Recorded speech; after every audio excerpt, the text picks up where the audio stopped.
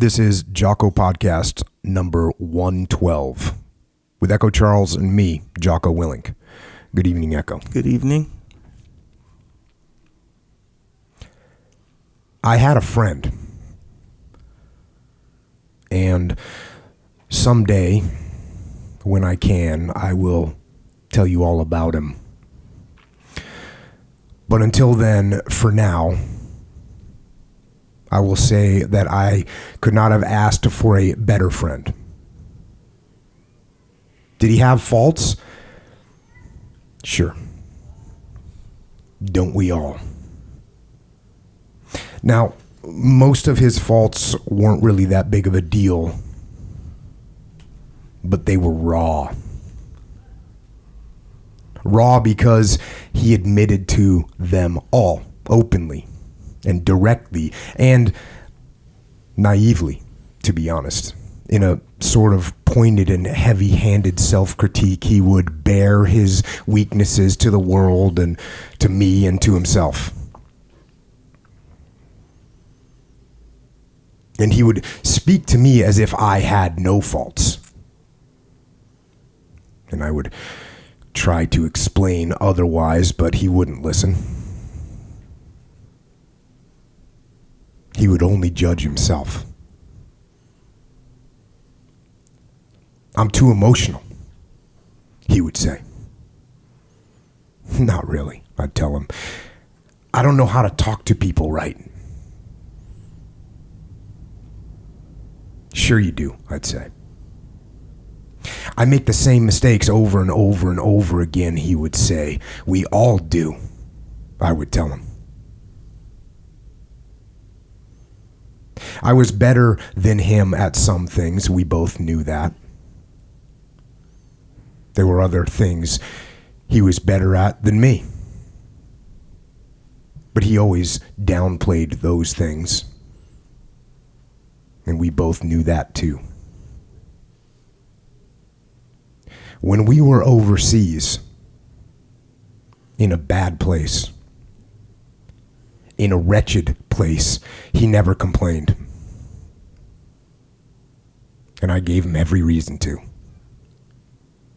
I put him in the worst locations with the greatest possible chances for failure and the highest probability for fire and fury and blood and death.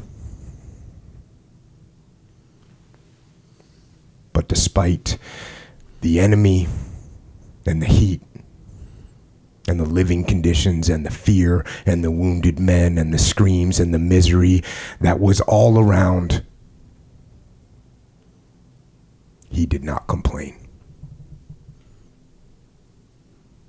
It seemed at times that God himself was trying to test the limits of my friend.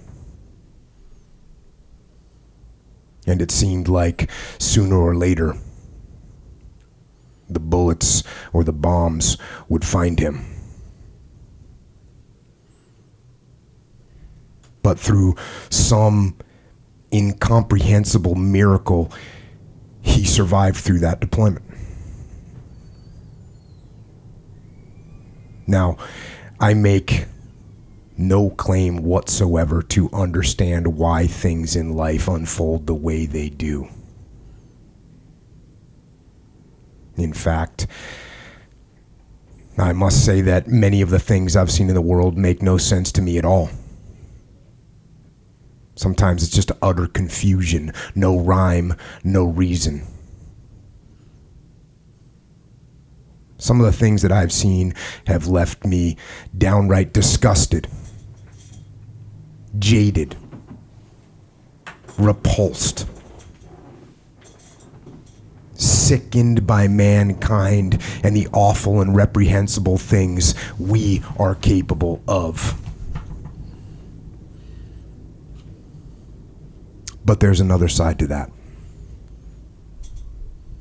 There's another side, and there are other people who do their best to redeem all the evil our souls are capable of. My friend was one of those people.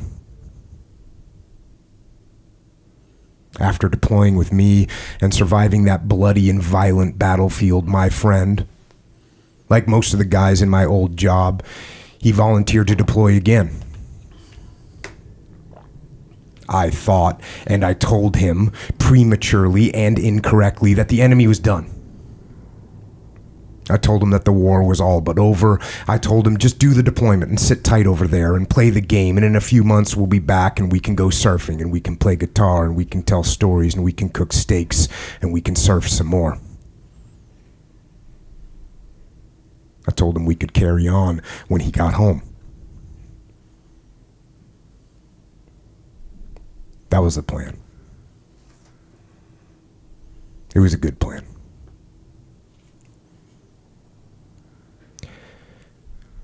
But the enemy gets a vote. And there was intense violence during that deployment for him as well. It was similar to what we had experienced together overseas, an aggressive enemy hell-bent on killing Americans, mixed in an urban environment with a terrified local populace. He told me that the enemy he was now facing wasn't as tactically skilled as the enemy we had faced, but he said that they were braver and more determined. That seemed to concern him a bit more. He seemed to feel the odds were that he would die.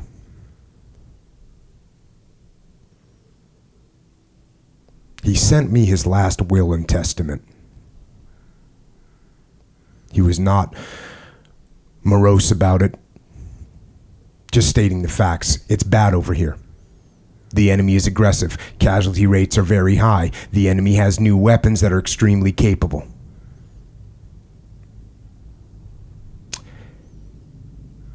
It didn't look good. I waited. I waited the long and completely powerless wait. One known mostly by mothers and fathers and wives and children that are old enough to understand. But a wait also made by the brothers at home that know the risk all too well.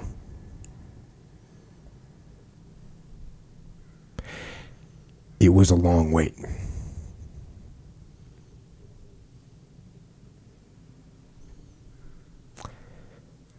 At my friend's memorial service, his brother told a story. My friend had talked to his brother on the phone while my friend was on deployment. And my friend had explained to his brother in no uncertain terms the situation that my friend was in. The enemy was extremely hostile. The battlefield was chaotic. The attacks were frequent and furious. It was violence that my friend had not experienced before. This was war unleashed, and it seemed to be heading to an inescapable conclusion. And my friend's brother sensed this. Even through the phone, even thousands of miles away, as his brother, he sensed the darkness and the overwhelming finality of the situation.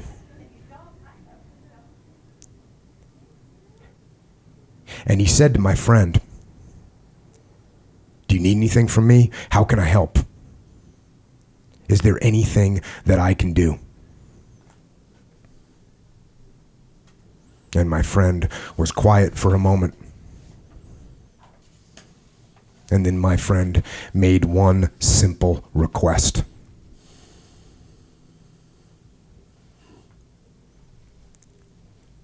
He said, "Pray for my men."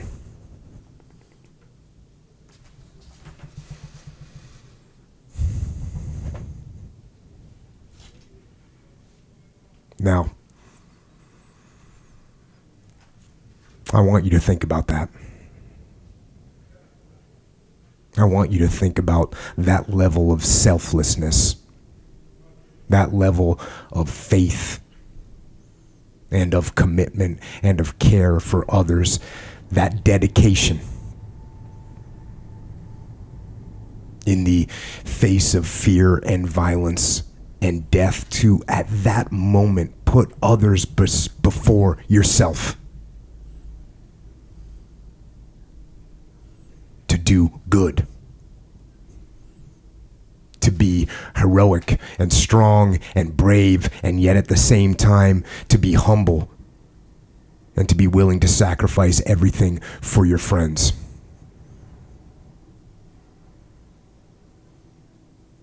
That's a man. And I couldn't have asked for a better friend.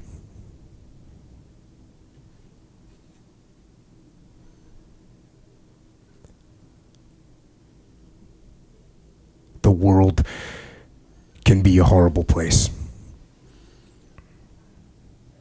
It's filled with violence and treachery, and sometimes it seems that the legions of demonic powers have the upper hand in the battle between good and evil, and it can seem that all might be lost.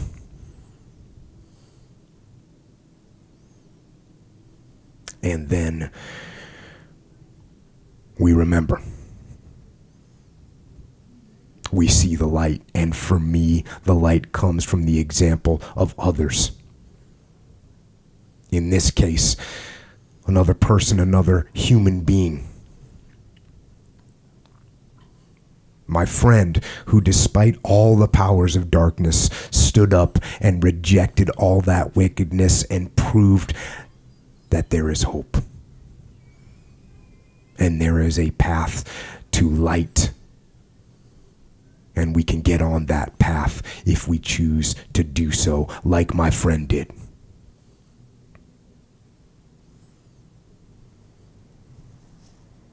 And that's life. At least as far as I can unravel the mystery, that's what I see. We are here, and the best thing we can do is stand against the darkness and try to spread light in the world.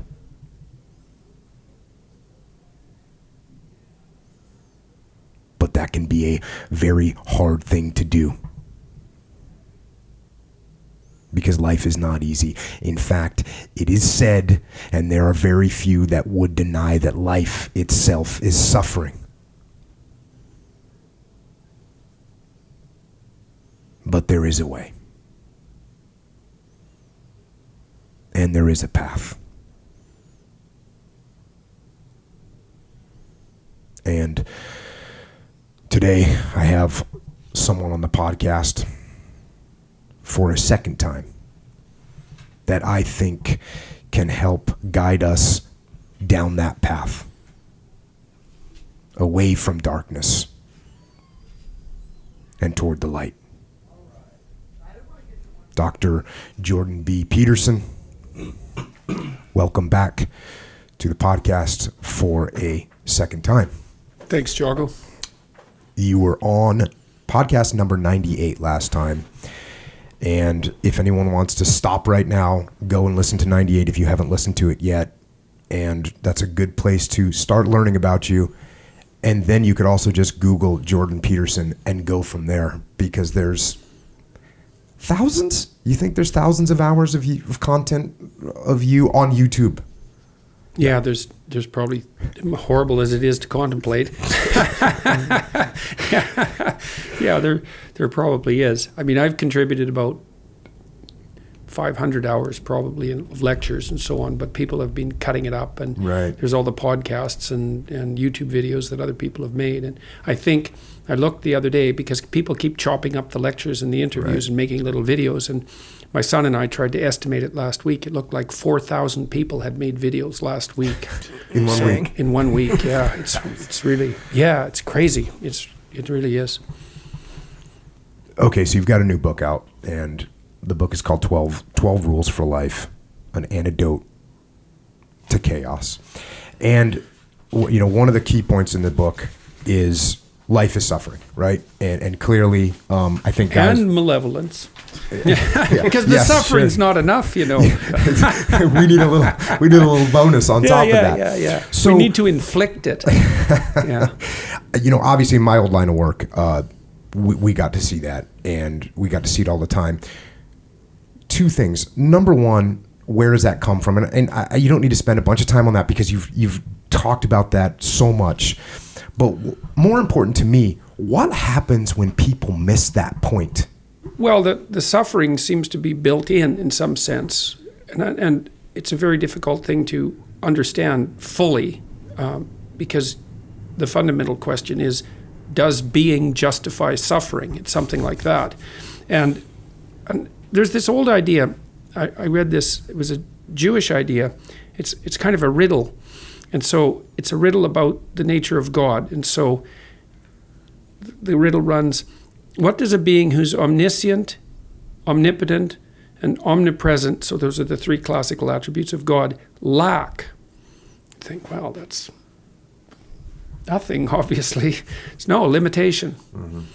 And so that was the explanation for why God created everything, but more particularly why God created man. It's that there's something about limitation that adds to completeness. Maybe because it provides something to struggle against. It's something like that. And in the book, in 12 Rules for Life, I talk about what happened to Superman in the 1980s. Mm-hmm. It's like Superman got so powerful that you could bounce hydrogen bombs off his chest, and he could move planets. It's like, and then he got boring at the same time, because what are you going to do to him? Nothing. It's like he can just solve every problem instantly. Well, there's no story there. And you might say, well, who cares if there's a story? And that's a reasonable objection. Maybe there should just be no story at all, right? That's the Mephistophelian objection to life. There should be no story at all. But maybe that's not the right answer. Maybe it's better to have being, even if it requires limitation, even if the limitation necessitates suffering, even if the limitation and the suffering necessitate evil, and that's a separate issue. Perhaps there's a way of maneuvering through that, a pathway that makes that all not only acceptable, let's say at least acceptable, that would be a good start, but fully justifiable, something that you would voluntarily accept if you had the opportunity. Nietzsche sort of cottoned onto that in some sense with his idea of the eternal return. He said you should try to live each moment of your life so that if you had to live that moment recurring for eternity, that you would find that desirable. It's like, it's a high standard, man. So, but there's a very interesting point there, which is that maybe you can say that despite the suffering and malevolence, this is worth it. And I think people have experiences like that in their life, and you can have more experiences if you live your life, I would say, if you're on the proper path, then maybe your life can consist of almost nothing but experiences like that. Now, I say that knowing full well that people get cut off at the knees, and that life can be very arbitrary and hard, and that everyone is prone to the negative consequences of deceit and betrayal, all of those things. I mean, the book 12 Rules for Life in some sense is a very dark book, but it's not exactly, because the darker the darkness, the brighter the light appears. It's something like that. And, you say, well, no, life's not so bad, and you can be happy. And I think, no, life really is bad. It's really bad. And no matter how bad you think it is, it's actually worse than that. You can't really get to the bottom of how terrible things can get. People who have post-traumatic stress disorder know that. Mm-hmm. They've hit something so bad that they cannot live with it. They have no idea how to live with it. And it hurts them, not just psychologically, but physiologically as well. It's very difficult to recover. So they have a sense of how bad it can be, and then they can hardly live with it. But I would say, despite that, and I would say also that this is the central idea in 12 Rules for Life, is that despite that bottomless horror in some sense, there is a way of being that's powerful enough to both transcend and justify that in some sense. And that has to do with the decision to act as if it would be better if things were better. That's the first thing. And you think, well, that's easy. I'd like things to be better. It's no, wait a second. There's hatred in your heart, and there's resentment in your soul, and there's bitterness at your position in the world, and there's the sense that you're a victim, and there's the anger that goes along with that, and the desire to hurt, like you have all of that, and maybe you have it in spades, maybe it's mostly what you are. And because of that, you do not want things to be better. You want to spread some misery out of spite. And that's what chapter 6 is about, right? Put your house in perfect order before you criticize the world. It's about people like the Columbine High School shooters and exactly what they were motivated by, because I understand what they were motivated by. And so to wish that things were better means that you have to make a real decision that despite all the flaws of existence, the suffering and the malevolence, that it's best not to become embittered by that and to work for the betterment of everyone. You, for sure. Your family, for sure. Your community, but perhaps even your enemies. You know, if you have any sense, you wish your enemies well. That doesn't mean you wish them victory. It doesn't mean you don't think they're wrong. None of that. It means that it would be better if the world was set up so that they didn't have to suffer miserably and futilely and evilly as well. That would be better. And so then you can aim at that.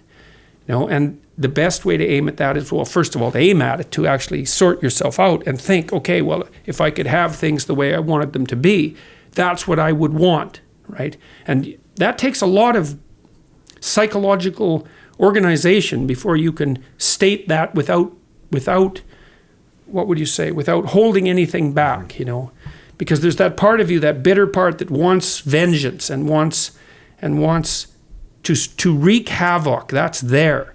It's hard to constrain that.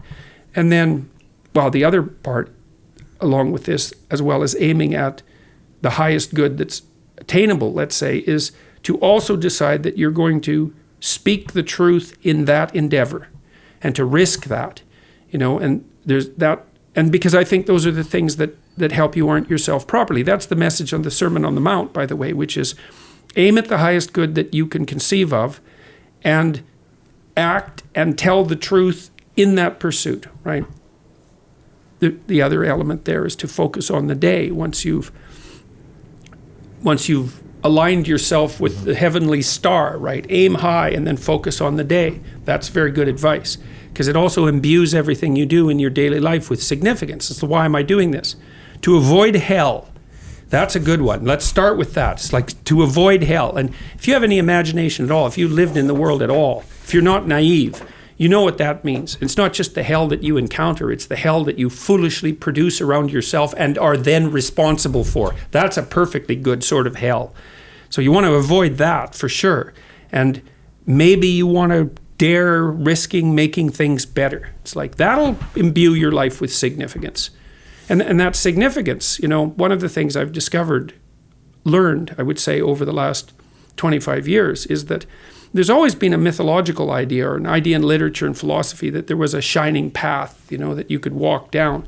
And modern cynical people believe that sort of meaning, the meaning that would be obtained by walking on that path, is somehow illusory or arbitrary. And I don't think there's any evidence whatsoever that that's true.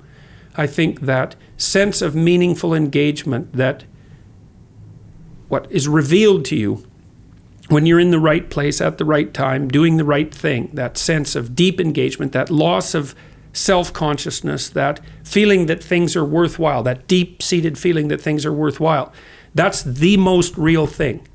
I think the neurobiological evidence suggests that. I really do believe that. And so we're in a fortunate time in some sense because we can look at those old metaphorical ideas of the shining path, let's say, the golden path forward, and we can say, yeah, that's actually real. It's real. And that's something. And then that's so what's so cool about that, in my estimation, is that, and this is why 12 Rules for Life is actually an optimistic book, is like the darkness is real, but the light is stronger. It's like, wow, could that be true? Could that possibly be true? I think it's true. So that's a good thing to know, man, that might be true. And you know, when I was talking about my friend in the beginning of this podcast, that's why I was talking about it, because it was a guy who had every reason to be negative and to be dark. and to look at the world and just say this is hell and it's not worth it. But instead, what he really did was want to take care of his friends. I talk about a woman in my book as someone I met as a client when I was just beginning my psychotherapeutic practice, and she just blew me away. I've never forgotten her. So she had a horrible life. She was unattractive, uneducated, no career, unemployed, so shy you can't even imagine it. Like, you've met someone shy and anxious, it's like they weren't in the same universe as this woman. She was so shy that she couldn't walk up to people without looking at the ground, hunching over and shielding her eyes. So that's how she approached people on the street. And she looked like a homeless person as well. And so and she came to the behavior therapy unit that I was working at, and hypothetically for treatment. And so what we started doing was seeing if we could get her to stand up a bit and look people in the eye more normally, so that people wouldn't respond to her as if she was so peculiar, So we were trying to change her behavior. But I started talking to her, and she told me a little bit about her life. It's like she lived where she lived. Her mother I think she lived with her aunt, who was like a violent, schizophrenic alcoholic who had religious delusions and constantly accused her of being possessed by the devil. And she had a really violent and abusive alcoholic boyfriend who used to mistreat this woman. So that was like home life. It's like, yeah. And she had been an inpatient in this hospital, the Douglas Hospital, and that was in the 1980s. And the Douglas Hospital was a huge hospital, about the size of a university campus, and it had a lot of inpatients, but they were all let out on the streets when medication became widely available and when deinstitutionalization was the norm. But there was a subset of them who couldn't be deinstitutionalized, and these were people that you can hardly imagine. So I used to go in the underground corridors in the Douglas Hospital, because it's very cold in Montreal, so there are underground corridors collecting the buildings, and down there would be vending machines and places for people to sit, and it was like walking through Dante's Inferno, because these were people who were so damaged. They'd been in a psychiatric institution for maybe 2 or 3 decades. They could not be released no matter what, even though that's what the hospital was trying to do. And so it was like Diane Arbus used to go across the United States and photograph strange people, and she has a whole collection of her photographs. They're quite arresting and shocking, and it was like walking through Diane Arbus's universe, And so those were the inpatients, and she had been an inpatient from time to time, but was well enough so she could also go out. And it turned out she didn't actually want treatment. She had this dog. She used to take it for walks, and so that was her source of enjoyment, right? And she thought, I really like this dog, and I really like taking it for walks, and maybe I could go to the Douglas Hospital and find one of these inpatients and take him out for a walk. Maybe that would be a good thing for him. And so the reason she had come to the behavior therapy clinic wasn't to treat all of her problems. And this woman had problems, man. Everything about her life was a problem in ways that like a normal person just cannot begin to understand, unless they're in one of those situations in their life where everything is collapsing around them. And what she decided was, well, there's someone worse off than me that I could help. It's like she just absolutely blew me away, This poor woman, she had nothing going for her. Well, I guess she did, because she had this nobility of spirit that was absolutely indomitable. I never forgot that. It just blew me away. Does that somehow lead her into her situation in a way, if she's so noble and she wants to help her aunt that's all crazy and accusing her of that, and she wants to help prop up her boyfriend that's violent and crazy? No, I don't think so. I don't think she wanted any of that. She was just one of these people. It's like, you can put someone in a situation that's so dire that there's virtually no escape from it. Like, I've seen people in my clinical practice for whom things around them have collapsed so badly that there's just no fixing it. You fix one thing and 2 other things break, and then you fix those and 3 other things break. There's just no bottom. And those are often families that have had multi-generational problems, deeply rooted. The whole community is pathologized. The entire family structure is demolished. Their people don't have any marketable skills, and they haven't for generations. The whole situation is complicated by drug and alcohol abuse and heavily biologically influenced insanity of one form or another, usually conjoined with relatively low cognitive ability. It's just hell no matter which way you turn. And I didn't see her as a contributor to that. I mean, I'm sure she made her mistakes like everyone else, but she certainly wasn't playing martyr or victim. She didn't come into the clinic to complain to begin with, which is like, she was just telling me these were the situation that she lived in. That isn't what she was there for. It's just that we thought she had come for treatment, so we were doing background analysis, an intake interview, and found out all these things. It's like, any one of those problems is enough to bring most people's lives to a shuddering halt. And yet that was her vision. So the reason she had come to the hospital, and she didn't just come to the behavior therapy clinic, she'd gone around pestering administrators in the hospital to let her take the long-term inmates out for a walk. Now, they wouldn't do it for all sorts of reasons, but that didn't stop her from thinking it was a good idea. And it actually was a good idea. This was a practical idea. Right. Like, she could have taken people out on the grounds, because the grounds were huge, and walked them with the dog. And it would have been fine for them. Was there such a thing as pet therapy in 1985? No, so not she at was that sort point. of ahead of her. Yeah, well, right, She was ahead exactly. of it. Exactly. But she had enough wherewithal to notice that she liked the dog and the dog liked her. And that was a good thing, right? A little bit of love in the world there. And that there was nothing wrong with taking the dog for a walk. And that was kind of harmless. And why not have someone along? It made her feel good. She thought, well, maybe it'll make this other person feel good as well. Exactly. So, you just got to shake your head. Well, that's when I really learned to begin with, deeply, that there's no correlation between intelligence and wisdom. And that's actually the case, technically. Like, if you're smart, you can just be, like, you can be smart and good, but you can be smart and bad. It's That's it. Well, we used to say, okay, so we'd get these guys coming in the SEAL teams. That would be, for a while, we were recruiting for the officer candidates. We were recruiting these guys that were, they went to Ivy League schools and they were off the charts and 1,600 on their SATs, and then they were the captain of this, and they were just these really high achievers. And we found that not all of them, but certainly some of them couldn't really function as a leader in the job, because they just didn't have the wisdom to pull it off. But they couldn't make the personal connections. They couldn't develop the relationships. Well, leadership's a complicated thing, and it doesn't boil down just to intelligence. Yeah, and I don't want to make it sound like none of them were, because some of them were obviously outstanding, incredible leaders. But there were some of them that would be the same kind of recruit, but they just would be missing whatever piece that was. Well, intelligence and character are definitely not the same thing. They're not the same thing. I mean, all things considered, if you're going to pick one of two leaders, if I would pick the smarter leader over the duller leader if all other things were equal, because someone who's more intelligent can strategize more rapidly and can handle more variables, right? Yeah. And perhaps can even handle handle a more rapid rate of transformation as well, and sometimes that's actually crucial. But character and intelligence they're clearly not the same thing. And character is actually, I don't think anything trumps character. Character is everything. Mm-hmm. So, it's interesting that you, with this woman that you talked about in the beginning, you talk about how she's crouched down and she's looking down at the ground and all that. So it's interesting.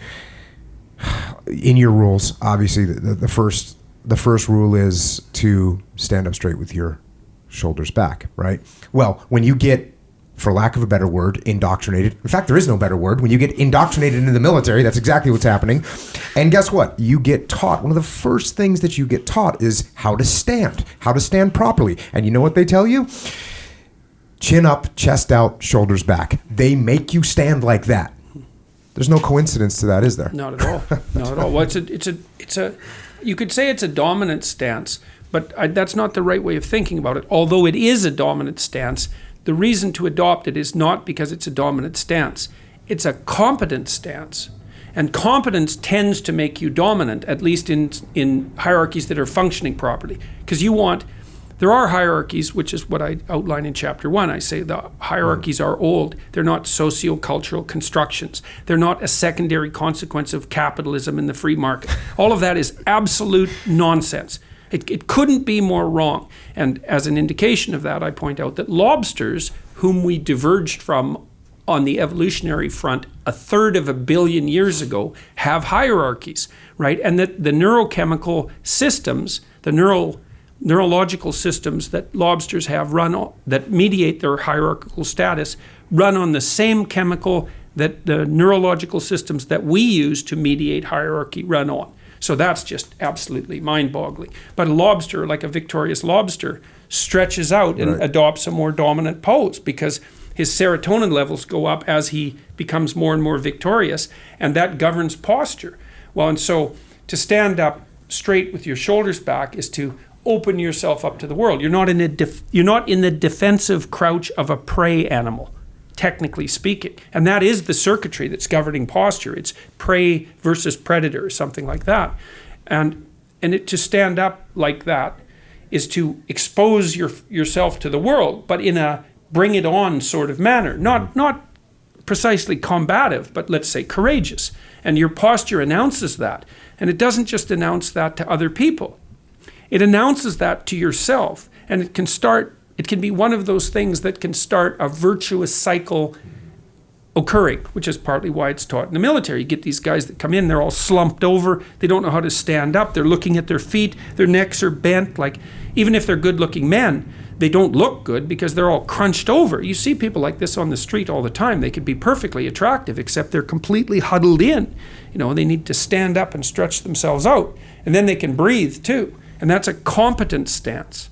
And one of the things that the critics of the modern West don't understand about hierarchies is that, first of all, they're everywhere. They're inevitable. If you're going to have a distinction of value between things, you have a hierarchy. And if you don't want to get rid of the distinction of values between things, because then you don't have anything to do. That's foolish. You can't live that way. So I say, well, the hierarchies are based on power. It's like, no, they're not. They're based on competence. And there isn't anything more powerful than competence. But power isn't tyranny. It's not brutality. It's not threat. It might be the hint of all those things. Because I don't think you can be fully competent without being able to hint at those things. But hierarchies in the West are fundamentally based on competence. It doesn't mean they're not flawed, because we miss the mark lots. And there's lots of reasons why perfectly competent people don't attain the position that they deserve and that they should have for their benefit and everyone else's. The hierarchies are tainted by corruption, but fundamentally they're based on competence. So and that's so with that, this first rule that you put in the book, and you're saying that's a cycle that can go backwards. So you don't have to have like the serotonin first and then you stand up. If you stand up straight, you'll somehow increase your serotonin over time. Definitely. Well, you signal to yourself. Didn't you say you could inject lobsters with serotonin and they start to stand straighter? Yeah, you can basically give them antidepressants. So like if a lobster gets defeated in a fight, then he's statistically more likely to lose the next fight than you would guess from a tally of his previous victories. So that's the first thing. If you lose, you increase your risk of further loss. But if you win, you increase your risk of future gains. That's a very important principle. It's a crucially important principle. It governs life. But yeah, if you take a lobster and he gets all defeated and he's off pouting and won't fight anymore because he's, having a bad day, and you inject him with serotonin, essentially give him antidepressants, it's the same thing, then he'll straighten up and he'll go out and have another scrap. It's like, and I read that, I don't know, it's probably at least 10 years ago when I was reading about, the neurophysiology of these neurochemical systems. That's why I got onto it. It was another thing that just blew me away. I thought, really, you're kidding? That circuit is that old? It's that old? That's way before there were trees, eh? Yeah. That's how long ago that is. And so hierarchy is a patriarchal construction.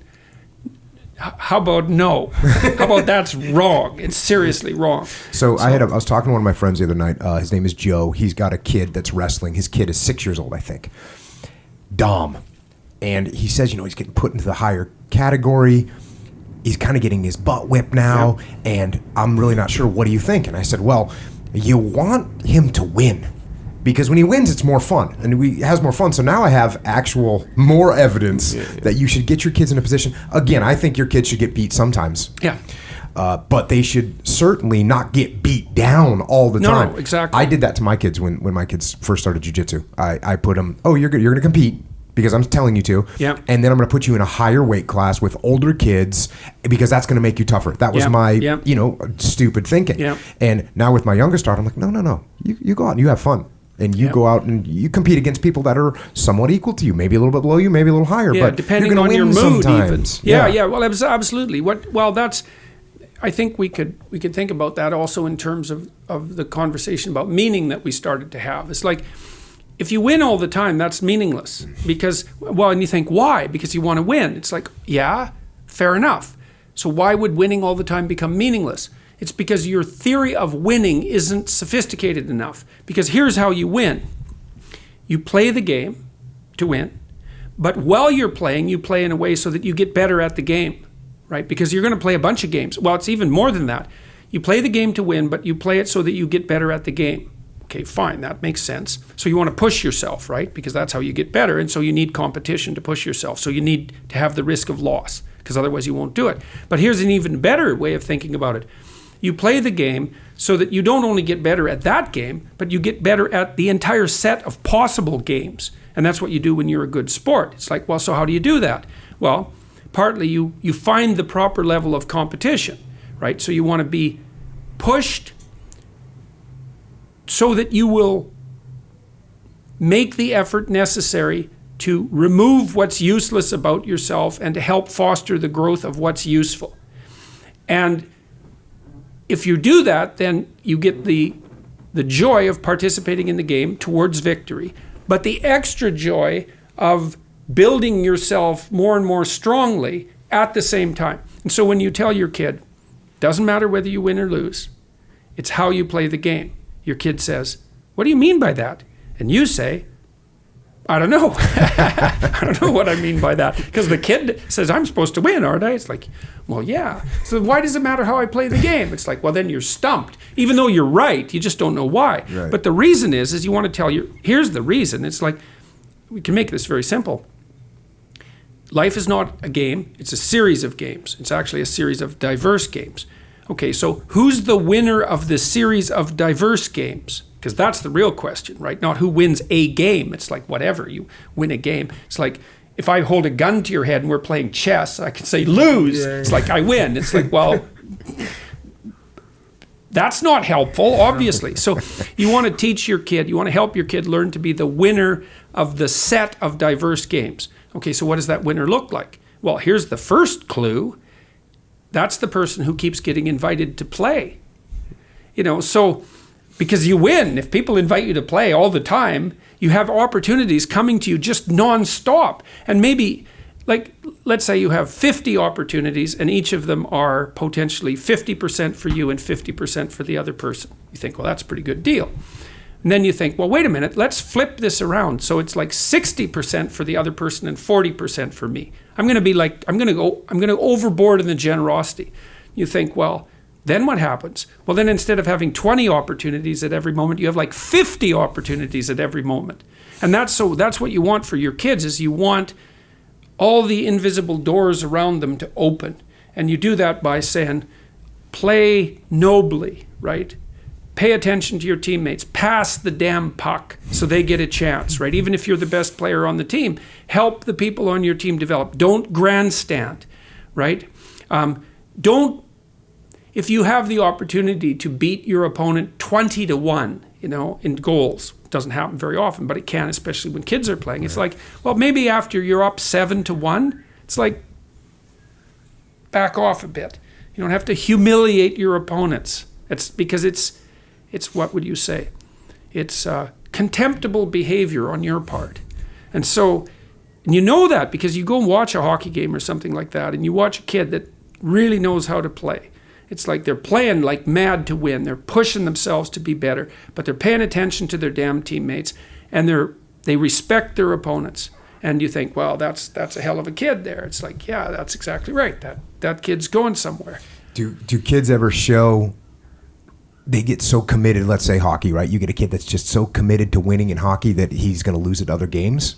Well, that's other another games problem. in life, right? Well, that's another problem. Is like, so you could be overboard. Yeah. Well, the other thing too is that with sports, like you could say, well, most kids aren't going to be NHL level hockey players. Like that's impossible. Like maybe you should aim for that. I would say probably not, because it's so damn unlikely. But whatever, some kids are going to manage that, and more power to them. You say, well, what are the sports for the rest of the kids? And the answer to that is, well, obviously there's the physical discipline and the health that goes along with that, and the ability to engage in and tolerate competition and learn how to be a gracious winner and a gracious loser. But a lot of it is character. That's part of character building. Well, that's what you want. Is you say, well, why build your character? It's like, well, how about that's your set of toolkits for That's your set of tools for dealing with catastrophe. How about that for a reason, right? So one of the things I've suggested to my viewers, this is the men in particular, but not just the men, you should be the most reliable person at your father's funeral. That's a good goal, man. That's a good goal, because everyone's broken in a situation like that. And you adding to that brokenness and misery, I mean, you're going to be grieving, like, no doubt about it, and no kidding. But there's a time to step forward with some character, and it's the same thing. You're going to be at someone's deathbed. You're going to be quibbling with your siblings while you're doing that? While your parents dying? It's like, it's bad enough that they're dying. That's tragedy, right? But you can turn that into hell, no problem. You just get a bunch of people with no character around a deathbed, and it's like, well, it's bad enough, but that turns it into something like hell. And that happens in people's lives all the time. It's like character is everything. So, and that's why the wise people of our past tradition insisted upon that. They say, well, don't lie. Well, why not? Well, it destroys your character. Well, so what? Well, then you turn suffering into hell. Is that what you want?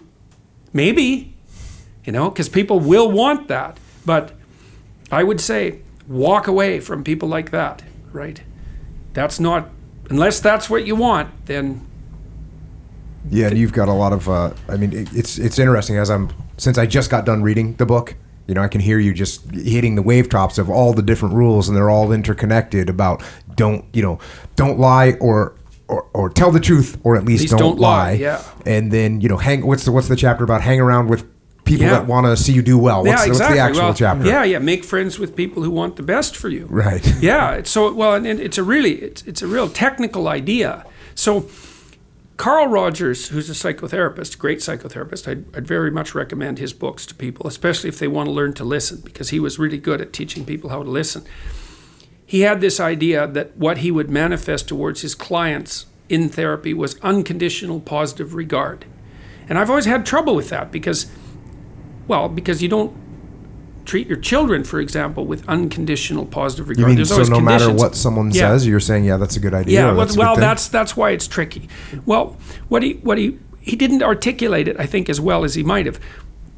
What you want to do is, for your child, is that you want the best for the best in them. That's what you want. And that's what you want from people that you surround yourself with. Now, they'll hold you to a high standard if that's the case, right? Because whenever you degenerate in any of the multiple ways that you're likely to degenerate, they're going to whack you on the back of the head and say, clue the hell in, you're demeaning yourself, you're less than you could be. And there's real judgment in that, and it's harsh, but with friends, it's the same thing. You want friends, they're not friends if they're not these people. You want friends who, when something good happens to you, that's good for you, right? They're happy about that. They're not all bitter and resentful underground and saying horrible things behind your back and telling you how they did something that was better and trying to drag you down. It's that's not helpful. And then when something bad happens to you and you go to them and you say, look, this terrible thing happened to me. First of all, they don't try to top it with some horrible thing that happened to them because they don't have the patience to listen. And second, they're not secretly gloating about the fact that catastrophe finally befell you. It's they're actually hurt by it. And that chapter is an injunction. Is take a look at the people that are around you. And if they're not on the side of what's good for you, then walk away. Because, well, first of all, that's best for them too. If you put up with that, all you're doing is enabling it. It's well, it's okay that you mistreat me in a way that's harmful to me and everyone else. It's actually, no, that is not okay. It's not the least bit okay. That doesn't mean you shouldn't try to help someone when they're down. That's a whole different issue. What if it's your family? So you know how you say walk away, right? Yeah. Do you still walk away from your family? Or do you You do if it's necessary. Yeah.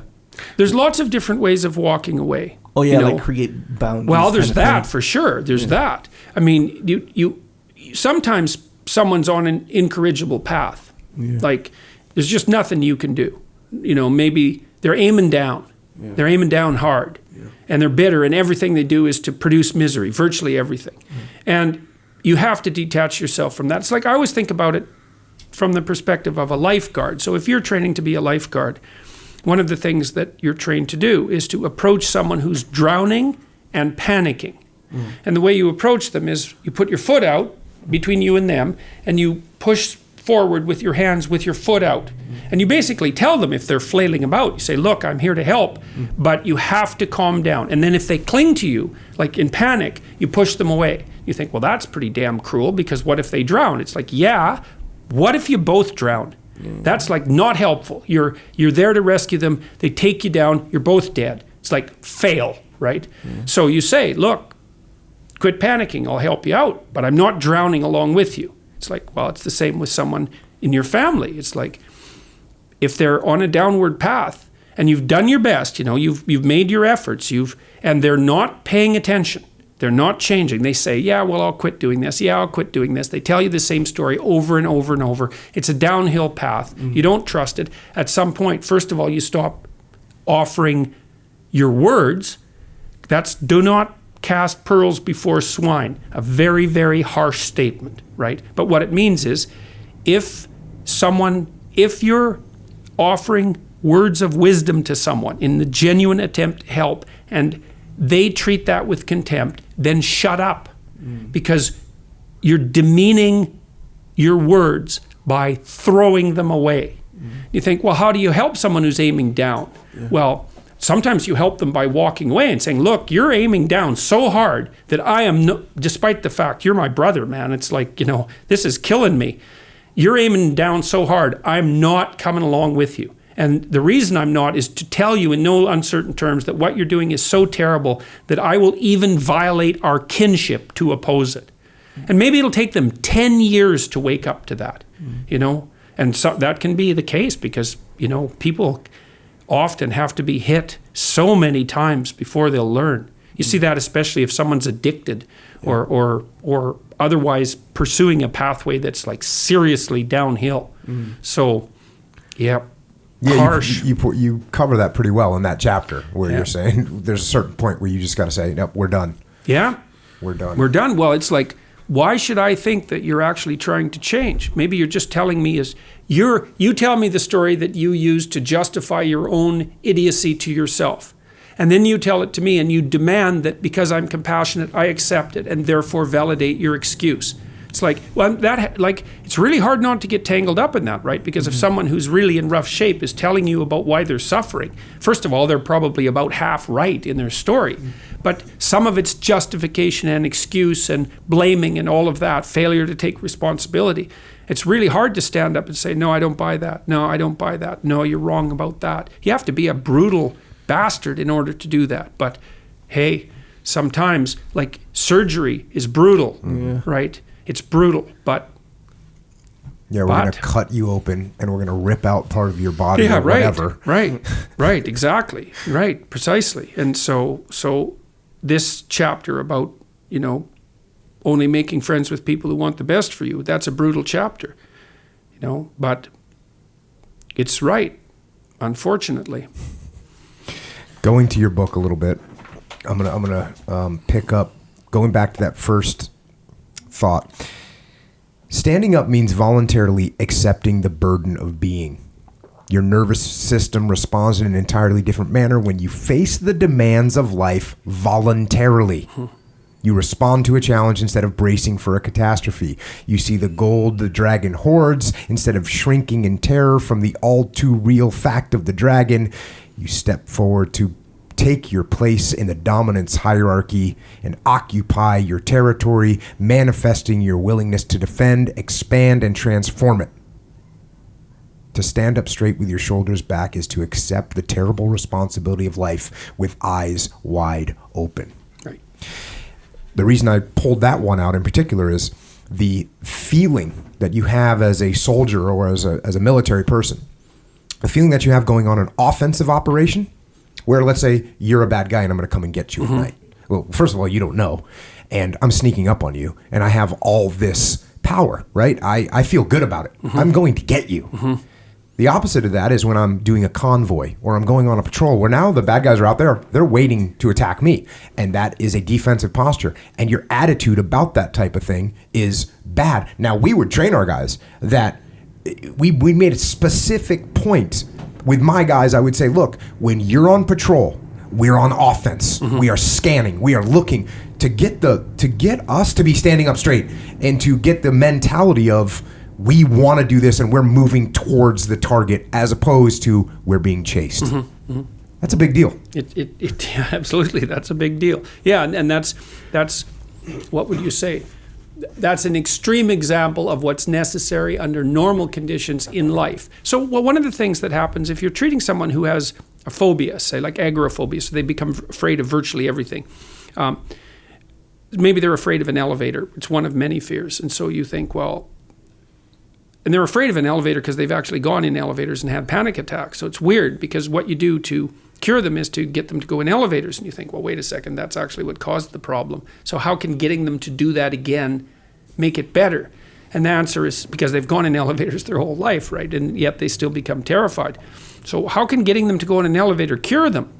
For a long time, people thought, well, you get them to relax while they were in the elevator, and the pairing of the relaxation with being in the elevator taught them to not be afraid. That was the first theory. But then people learned that no, you could just get them to go in the elevator without having them relax, and it also worked. And eventually psychologists sorted this out, and what they figured out was that voluntarily encountering something you're afraid of is not the same thing as running from it.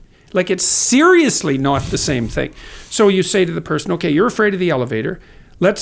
Can you go look at an elevator? And they usually say yes. And maybe they're so terrified because they're so far gone in their illness that they can't. You say, well, how about we look at a bunch of pictures of elevators? And it's like virtually everyone can do that. So say, let's look at pictures of elevators till you're bored. That actually doesn't take very long because it's actually quite boring.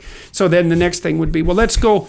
You have to have the person trust you. And so the rule is, look, we're going to do some things that are going to push you, like competition. Right. But you can stop whenever you want, and we're not going to push you any farther than is good for you. And I'll stop anytime you want. I often practice with my clients, like I taught one client a while back to not be afraid of needles, and he was afraid of needles. And I'll tell you what that meant.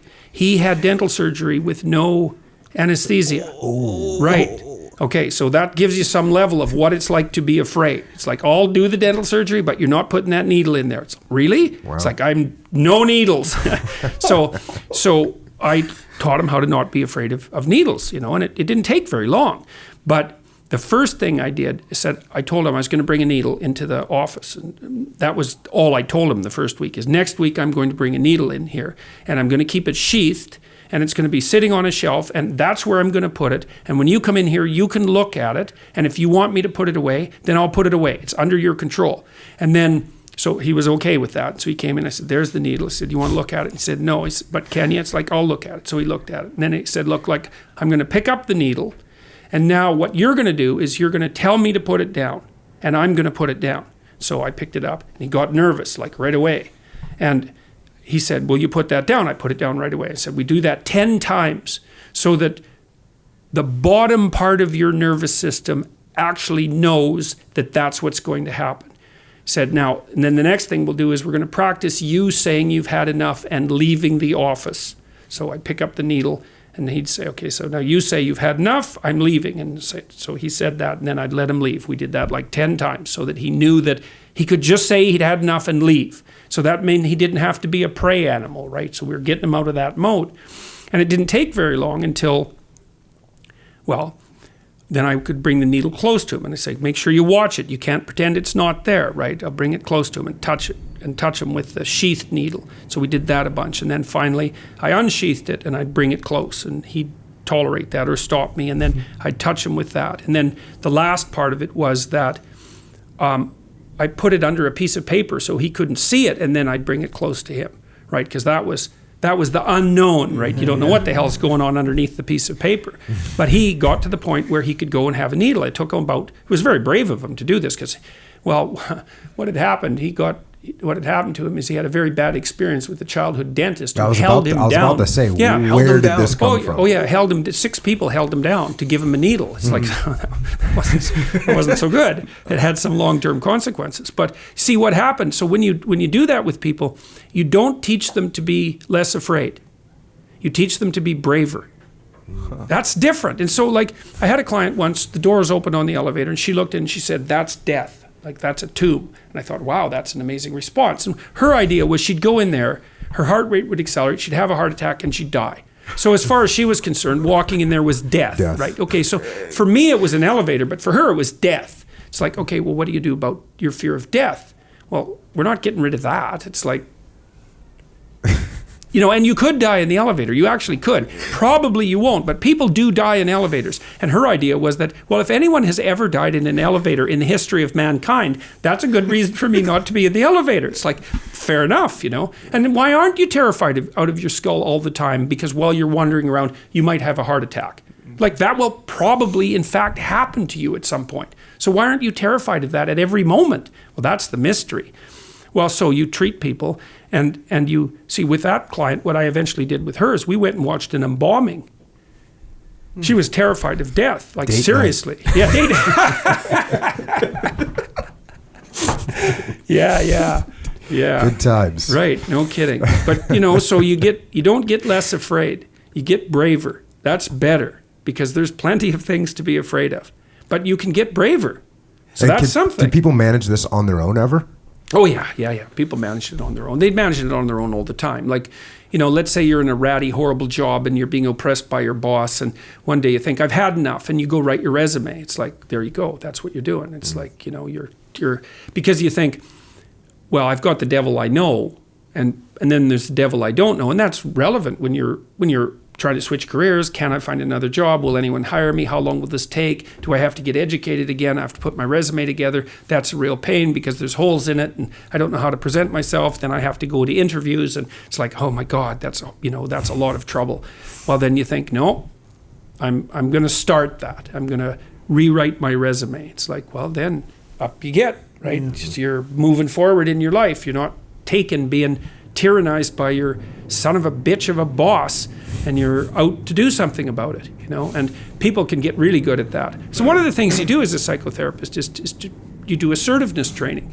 It's like, so people come and they say, help, I'm being oppressed, in the famous Monty Python manner, and you say, okay, look, well, first of all, you're probably whining a lot, so let's figure that out, so you quit whining, and then let's figure out how you actually are oppressed and what might be done about it, and then let's figure out a strategy, and then let's help you practice the strategy until you get good at it, and let's also map out the consequences of not fixing it.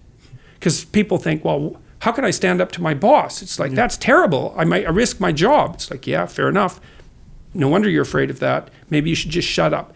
Let's see what your life would be like in 10 years if you just shut up. It's like, you know how bad it is now? It's like, it's going to be way worse than that, because you're going to shrink and shrink and shrink, and your boss is going to become more and more tyrannical, and you're going to hate every minute of your life. And it's like, you want that, or do you want to confront your boss or change jobs? It's like, oh, I see. It's like hell here, and it's hell here. I get it. I get to pick which of those I'm going to walk down. And that's a relief to people most of the time. It's so funny because people often think they're paralyzed because they think that there's a good option. Right? Yeah. But one of the things you do as a psychotherapist is say, oh, no, you're screwed. No matter which way you turn, it's like a crocodile here and it's a wolf there, and behind you there's a hyena. It's like, there's no lambs. You're not in lamb territory. Right. It's all predators. Well, pick your battle. And then all of a sudden you're in the battle. And then it doesn't matter that it's a hyena because you're warrior. So fine, bring it on. This is coming to another point that I picked up from the book that I have a leadership and management consulting company, so I work with companies all the time. And one of the topics that's come up a bunch in the past couple of years is, you know, when you're dealing with someone, you're dealing with an employee, and you got to fire them, and how this is a big, hard conversation, and et cetera, et cetera. No one wants to have those. And I always say, look, if you have the hard conversation earlier, it's not so hard. Because all I have to tell you is, hey, Jordan, you know, you were late today, and we're not supposed to be late. And you go, oh, sorry. Right. And the problem sorts itself out, or it doesn't, and then I got to escalate. Yeah. But what you talk about in the book is, if there's a problem, go attack it. You go get that problem solved. Don't go after that dragon. Well, the dragon's in there. Go get it. Well, your observation is dead on. It's like, and this is the problem with being too nice. Like, I don't regard nice as a virtue. Or if it's a virtue, it's a very low order virtue. Because what nice usually means is, I don't want to cause conflict now. even though the consequences of the conflict might multiply into the future. So let's say you have an employee that's chronically late, right? But I don't really want to disturb them. I don't want to cause any trouble. It's like, well, you're angry about it because they're late and they're not supposed to be. So you're getting all bitter and resentful. Plus, you're not doing them any favors, because you're also telling them that you can be taken advantage of and that their lack of discipline is okay. And then, so then you're going to dislike the employee and you're going to amplify their other errors because of your distaste. And if they are someone who's taking advantage of you, then they're going to take advantage of you a little more, and then a little more, and then a little more, and a little more. And then you're going to have a really difficult conversation or put up with it. And that might sink your business, especially if you're a small business owner. So by not confronting the dragon when it's like 2 inches high and can only, it's like it can belch out something like a Bic lighter. You wait until the thing can inflame the whole room, and then you say, oh my God, like, isn't this hellish? It's like, well, you knew that there was something to say. You knew it. You knew it 1,000 times. And now you can't just say the one thing. You have to say the 1,000 things, or maybe you have to say the 10,000 things. And it's just destructive in every way. So yeah, that's not good. Now, here's where I need help with this. So where I think people might get the idea is, okay, if I'm in a relationship with my wife and she serves me dry chicken again, right? Which is a common theme in my household. And actually, thanks to the internet, it's actually changed now because she's gotten thousands of people that have now sent her how to keep the chicken moist. So she does a great job. But for we're talking about 2 decades of my life. We're talking about dry chicken. This is a problem. It is. So, and you know what I did? I didn't say anything because I just would drink more water, more water at dinner. Yeah. I fear that sometimes people say, well, you know what I'm going to do is I'm just going to run around and I'm going to tell the truth to everyone all the time on these little things that don't matter. Now, my actual best example that I've ever heard of this, we had a guy on the podcast named Charlie Plum. He was a pilot in Vietnam. He was shot down on his last mission of his deployment. He was shot down. He was captured. He was in the Hanoi Hilton for 6 years. This is the deal that they had amongst their roommates. So they had roommates in a room smaller than we're in right now. And there'd be 4 of them in there, 3 of them in there, 2 of them there, depending on what was going on. If you did something that annoyed me, if Jordan does something that annoys me, we got to live together. If you do something that annoys me, it's my fault.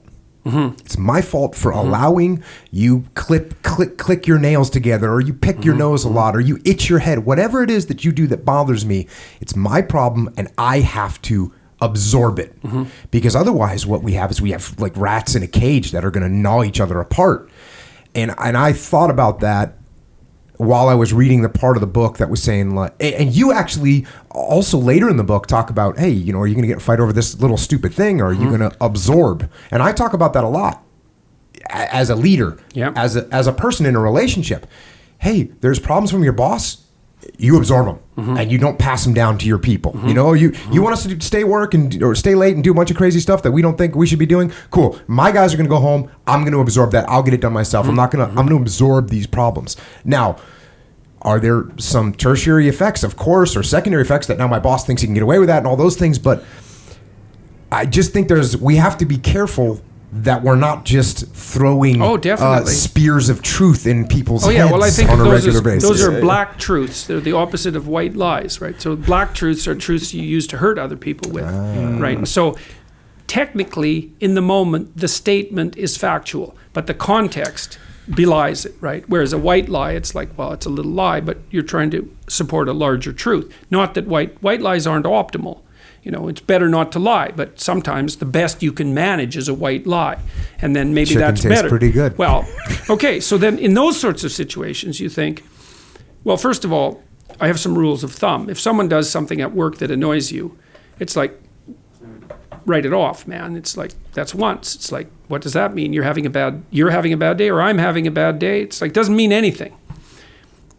Do it twice. Think, it's okay. Let's write that off. It's the same issue. It could still just be circumstance and situation. 3 times. Okay, now there might be grounds for a conversation. You go and say, well, you put your feet up on my desk like a day ago, and that was okay, but then you did it again, and then like you did it again. And I'm thinking, it actually happened 3 times, right? So there's no denying it. And perhaps that's not optimal. And then you go for the smallest possible victory. That's the next thing, is like, I'm not telling you that you're, what would you say, that you lack respect or that there's something wrong with you. What I'm asking is that if you come in my office, it would be better for both of us if your feet stayed on the floor. Is that okay? You know, and that's a small thing. You're not going after the person's character, right? You're going after the tiny victory. So you say to your wife, look, like, I'm thrilled to death that you're cooking me dinner. Really, I'm serious, because, and it could be a hell of a lot worse than it is, you know, and maybe I could be more helpful around the kitchen. That's certainly a possibility. But I have got this thing with regards to chicken, and maybe it's me, you know, but could we try for like a month to cook it differently, and then we'll revisit it. And if I happen to be wrong, like, I'll shut the hell up. And she might think, okay, well, he is kind of useless around the kitchen, and he's sort of bitchy about the chicken and all of that, but maybe I trust him enough to admit that I made a small mistake and rectify it, and we could go along and not have the damn chicken thing hanging over our heads till we're 80, right? You know, you just, in your second example there, I tell people this all the time. So you're coming into my office and you're putting your feet on the desk. What I'll generally do is make it my fault. I'll generally say, hey, Jordan, I hate to be like a nitpicker, but I'm really freaked out about germs. It's really stupid, but I am. And when you come in and put your feet on my desk, it freaks me out. Can you just do me a favor and not put your foot on my desk when you come here? And the same thing with, you know, with the chicken. It's like, hey, you know what? I have a super sensitive palate. Refined. And it's a super refined, sensitive just too palate. refined I'm for your sorry, damn chicken. But, and I just... could we maybe figure out another way to cook that, or could we try? You know, but I'll take the blame for the situation rather than you're disrespectful and don't put your feet on my desk. This is you don't want to adopt more of a position of moral superiority than is absolutely necessary. One of the things I recommend, I don't remember if I wrote it in 12 Rules for Life, I think I did, about how to, let's say you're in an intractable argument with your wife about who's the most reprehensible person, right? Which is where arguments sort of end when they go to hell. I think now you're in one of those arguments and you risk bringing up the past, which is a very, very bad idea, right? Maybe you're saying something like, you've always been this way, you're this way now, and you'll never change, and none of it's good. It's like, oh man, that's a fight, because where are you going to go from there? So one of the things I recommend, and this actually works, is when you're in one of these battles and you can't bloody well get out of it, you separate, each go to your room, and you sit and think, okay, that person is really wrong, and I'd like to give them a good stomping. But then you think, no, I got to live with them. So that's probably not a good idea, right? Because I don't want to live with someone who's like stomped and angry about it, because they're going to take their revenge, like if they have any spirit at all. So you cannot win an argument with your wife. That's just wrong. You can't. You can make peace. You can come up with a solution. But if you win, she loses, and then she's the loser. And like, unless you want to have a loser around, that's not a very good strategy. Anyway, so you go to your room and you think, okay, fundamentally flawed as my wife is, particularly in this particular circumstance, there's probably something stupid I did in the relatively recent past that increased the probability that we're in this little hellish place. And you think, what was it? And you think, oh God, I really don't want to know. It's like, I really don't want to know this. And so you think, no, I'm going to figure out where I'm 1% at fault. She's 99% wrong, but I'm 1% at fault. So you sit there and you think, okay, what was it? Then you let your imagination sort of wander over your past stupidities, and you think, oh, there's something I did that was like kind of underhanded and devious and crooked and pathetic and weaselly, and then you go and you tell her, and she does the same thing, you know, and she's just as irritated about it as you are. And then you think, okay. And you say, look, I'm sorry about that, and I know this increased the probability that we're in this like bitchy, horrible place. And she does the same thing, and then you think, oh yeah, well, we're both pathetic losers, and we can quit playing like dominance hierarchy, and then maybe you can have a conversation about how to make it better. And that conversation should be bounded too. It's like the chicken thing is a really good, my father-in-law, who I really like, he used to come, my wife told me this story, he used to come home for lunch, and his wife would feed him lunch, and she always used little plates. And it was like they'd been married for 30 years, and one day he had this explosion at the table about the fact that he'd had to eat off these damn little plates for 30 years. And, it was much more of a large explosion than it had to be. But these little things actually matter. They actually matter. You have to straighten them out because your life, especially with your wife, is composed of about 50 little things that you do every day. And because you do them every day, they're not little. You can just do the arithmetic, It's like maybe you don't like the way your wife greets you when you come home. It's like, okay, is that relevant? Is that important? Well, let's say it takes 10 minutes because you're thinking about it and you're coming home, and then there's the little aftermath. It's 10 minutes. So it's like an hour a week. It's 4 hours a month. It's 50 hours a year. That's one work week. It's 2% of your life. It's like 2% of your life, right? So that's the math. It's like if you got 50 of those things right, your whole life would be right. Think, is it worth fighting about? It's like, yeah, it's worth it because it's 2% of your life, or what's 1% even, whatever. And then you think, okay, well, how should people greet themselves when they first come home? It's like, well, maybe it's not quite like your dog greets you because your dog is like reprehensibly happy to see you. That's just too much, right? Little kid will do that. Sure. But maybe you want the person to not be watching TV for the second you enter the house. Maybe they should just stop watching TV and come and say, hello, how was your day? And give you a hug. That would be a good thing. And then maybe you do the same thing to them. And you practice that for like 2 months because you're both stupid and it's really hard for you to learn anything. And then you've got that down. And the dinner times are like that too. Like in lots of households, meal times are really fractured, which is a bad thing. Or they're bitter. It's like, here's your goddamn food. It's like, yeah, I'll eat it, but I can't stand it and you can't cook. It's like, okay, that's 4.5 hours a day, right? For your whole life. You think you're going to like someone like that? Not a bit, man. You're not going to like them.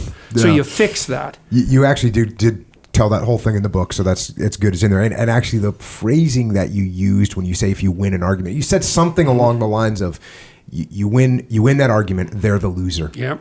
Now you win that argument 100 times. Now in a marriage you win 10,000 times, and you are now married to a loser. And that loser is not going to be someone who makes any effort whatsoever ever to be attractive to you or anyone else. Yeah. And then you'll think, oh, look who I ended up with. It's like, no, look at who you produced. It's like, good work there, guy. and that's the so what you're talking about with this argument thing, and you separate, you go in your room and you say, okay, what did I do wrong? Yeah, what did I do wrong? That's annoying. What did I do wrong? And interestingly, myself and my buddy Leif Babin, we wrote a book called Extreme Ownership, and the whole premise is you take responsibility for when things go wrong. You say, yeah, this was my fault. So I'll go to clients and I'll be meeting with them. And I'll say, look, when something goes wrong with your team, you guys made a mistake, you fail at whatever you're trying to accomplish, you got to take ownership of it. You stand up and you say, hey, look, this was my fault. And this is what, we're going to do. And the people will say, well, you know what? If I did that, my team is so bad that if I did that with my team, you know what they'd say? They'd say, you're right, it is your fault. Mm-hmm. Mm-hmm. And they look at me like, well, so your plan, Jocko, sucks. Because if I say this is my fault, my team is going to look at me and say, you're right, it is your fault. Mm-hmm. And then what do?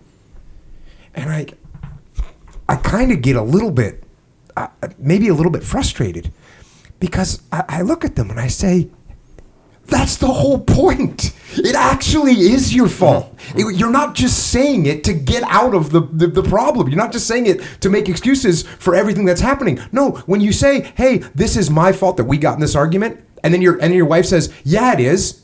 You don't say, no. No, you say, I know. And you have to mean it. The key part is, you say, I know, and this is what I'm going to do to fix it. And if you're a leader and you say it's my fault, and your team says, yeah, you're right, it is your fault, you say, I know. That's what I just said. And here's what I'm going to do to fix it.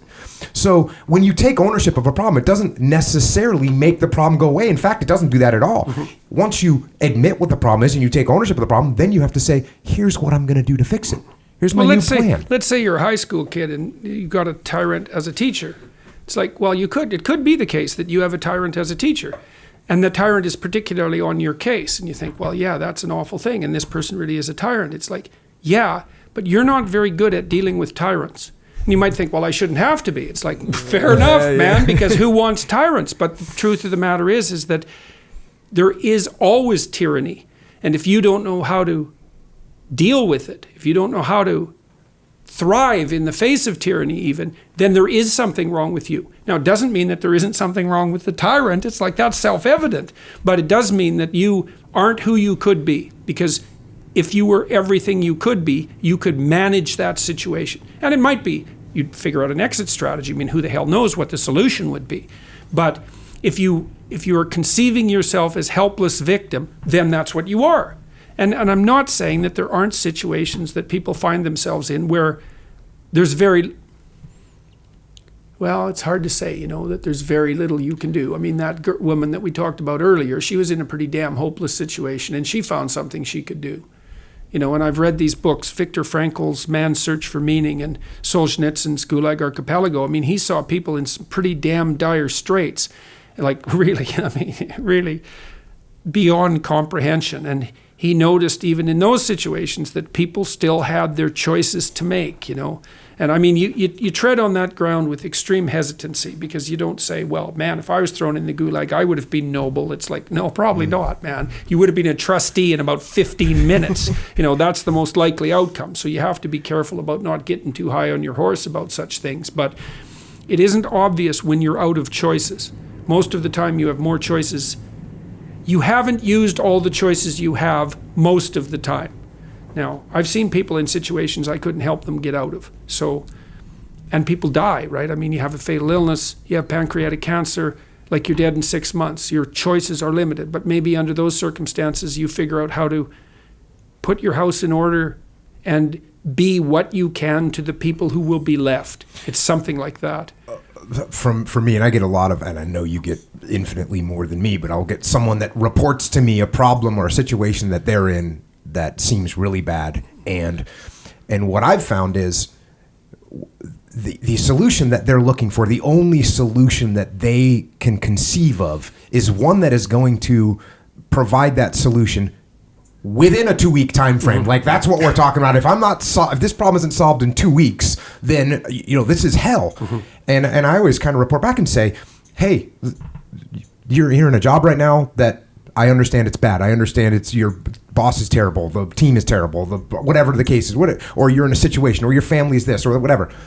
So conceive a plan right now, and it's not going to take 2 weeks. Mm-hmm. It might take 6 months. It might take a year. It might take a year and a half of you saving your money and setting your resume and getting the other skills that you need. If you can extend your time, and I'll tell you what, when you come up with that plan, when you conceive of that plan, immediately you have hope. Mm-hmm. And when you have hope, you can continue on through the miserable existence that you're in, because you know that you've got a plan and you're going to get your way out of it. Absolutely. Well, I had a client recently, because I've done a lot of consulting as well as clinical work, and often my clients come to me. They're high-functioning people. They have decent jobs, but we make a plan. It's like, well, I'm making $75,000 a year right now, the person says. I said, well, how much?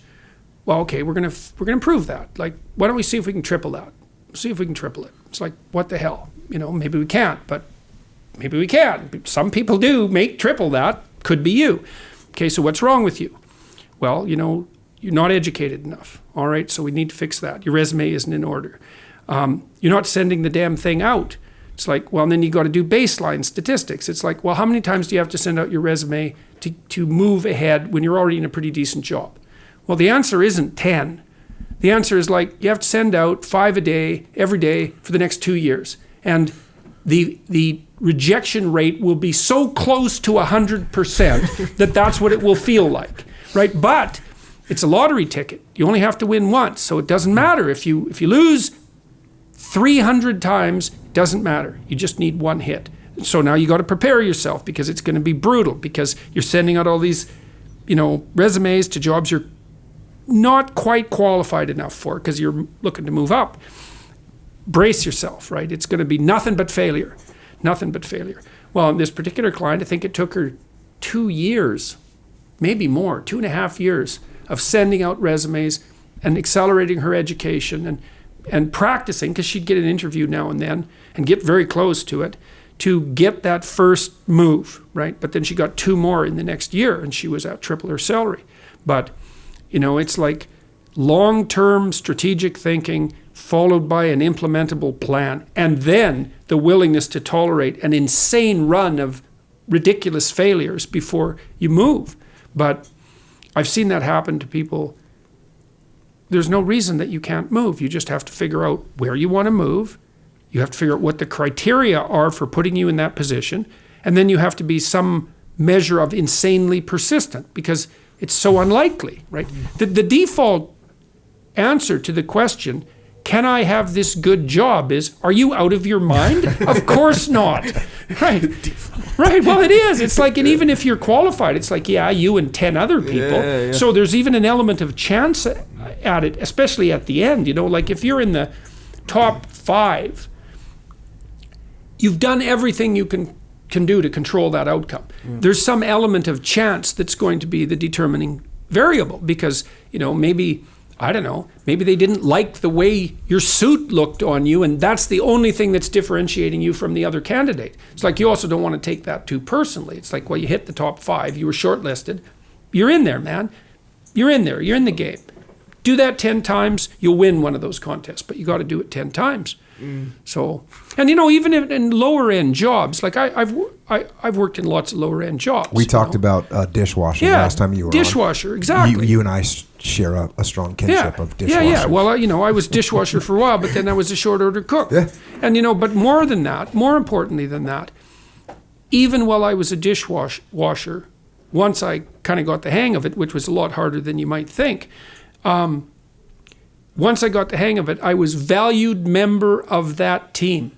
It's like, well, you're a dishwasher. It's like, yeah, that's one way of looking at it. Another way of looking at it is that I'm valued member of this team. And that was actually fun. Like I was just a kid, you know, I was 14. And I did my job properly and I got treated like an adult. It was like, I loved that. That was great. And so the fact that are you a dishwasher or are you a 14-year-old adult? Hey, I'm a 14-year-old adult. Hey, I win that. Dishwasher, no dishwasher. It's like, that's a good game. And I really did like that. I mean, when I look back in my mid-adolescence, it's certainly the case that the times that were the best for me was when I was working in restaurants. Because I was part of the team, man. So you one of the sections in the book, you talk about, I believe the person's name was Lunchbox? Lunch Bucket, right. Poor old Lunch Bucket. Since we're talking about work environments, and there's that certain level of camaraderie, and you actually talk about the SEAL teams in here, where you just have this, it's like and I've talked about this before, in the SEAL teams, it's nonstop, hyper verbal abuse, aggression around the clock, 24 hours a day. You're in a SEAL platoon. Like that's life. Yeah. Any mistake that you make, any display of weakness is going to be pounced upon and ripped apart. It's going to be ripped apart. Yeah. And then if you get all irritated about that, it's even worse, man. Then you're just dead. The nicknames, you talked about Lunch Bucket. Your nickname was Howdy Doody, and then it got shortened to Howdy, which was you felt pretty good about. That was better. Yeah, because you went from Howdy Doody, which is kind of that wasn't so good, to Howdy, which is kind of cool, right? As a Western guy, whatever. Right. But the nicknames that are in the SEAL teams, like I can't with good conscience repeat them. I'm sure that's because true. they're just horrible names. Yeah. But there's a camaraderie around that, and there's also as I was reading what you had written about these guys working on a railway crew. Yeah. There's a test. It's a test. Yeah. It's a test to see where you're at, That's what right. you're made of. That's right. Can we rely on you? Can you tolerate a little bit of irritation? If the answer to that is no, it's like, well, maybe we don't want you around then, because some irritating things are likely to come down the pipe. Yeah, and it's not just to me it proves if you've got someone that can take it, right? It's not just that they can take some random joking insults, like they can take it. They can take it. Yeah, that's what you're testing for. Yeah. It's like, can you take it? Lunch Bucket couldn't, right? Because people would laugh at his lunch bucket and he'd get all upset. It's like, well, you have a stupid lunch bucket. It's like, your mom packed it. How about it? You laugh at yourself. Yeah, my mom packed this. I know it's kind of stupid. That would have been the end of it. He would have just had to say that. Yeah. It's like, but I didn't want to hurt her feelings. It's like, oh, okay, fine. You got your stupid lunch bucket. But no, he couldn't handle that. So yeah, it was horrible and comical to watch at the same time because the level of, and people have written me about that and they said, oh, poor lunch bucket. It's like, because they're all compassionate. I think, no, not poor lunch bucket. It's like, clue the hell in, buddy. You had your chance. That was a desirable job, that rail crew job in the summer, because it was high paying. you know, and they weren't easy to come by, those jobs. And so the fact that he got hired onto that crew was a real opportunity for him. You could make a pile of money in the summer at working on the rail crew. And all you had to do was take some ribbing with good grace, not suck up to the management too badly, and not have other people do your job. That was all. That was all you had to do. But he couldn't do that, and so he got run off. And it was like, grow the hell up, buddy. You know, these guys, when 100 people are teasing you, then probably they're not wrong. Yeah, when you are getting teased like that as well, when you stop reacting, it's no longer fun. Yeah. Yeah. You know? Yeah. That's Well, it also actually- gives you an opportunity to tease back. It's like, because you can show your wit. And one of the things that working class guys in particular, which is one of the things I really loved about working class jobs, is they're always looking for some humor. So it's like if person A is teasing person B, that's kind of comical. But if person B comes back with a good comeback, it's like, that's even better, you know? So I think that's a lot of how those jobs are rendered tolerable, right? They're hard, dirty jobs. Right. Dishwasher's a good example. That's not dangerous. Although cooking is you know, you got to watch your step. I got burned a lot when I was cooking. But what makes those jobs not only tolerable but even desirable is that you can develop a tremendous amount of camaraderie around them. I've never really experienced that at a professional level job. That just doesn't happen the same way. And there's a real loss in that. So it's fun to be part of a team that's doing, you know, grubby, hands-on things and having a ridiculously entertaining, vicious, cruel, and evil time while you're doing it. That's very entertaining. This new kids book I wrote. So the kid Mark, he's getting made fun of by this. He's a different kind of bully. He's like a mental bully that verbally abuses people, and he gets called plate face by this character. And eventually he gets in trouble for throwing something at the kid because he's calling him plate face. But eventually the way he befriends the kid is by they have to do a self-portrait in class, and he draws a picture of himself looking like a plate. And he shows it to the kid, and the kid laughs, and all of a sudden they're buddies. And it's like, that's what you do. You take away the joy of being so heated and irritated by people that are making fun of you, and you just kill it right there. Jiu-jitsu in some sense. Yeah, Well, yeah. I had an experience with that about 3 years ago. I put my videos up online, and people kept saying that I sounded like Kermit. And I thought, well, one person said it, and I thought, well, whatever. But then like 5 people said it, and I thought, oh my God, like this Kermit thing. So then I went and listened to Kermit, and I thought, oh no, it's like really, I really sound like Kermit, you know.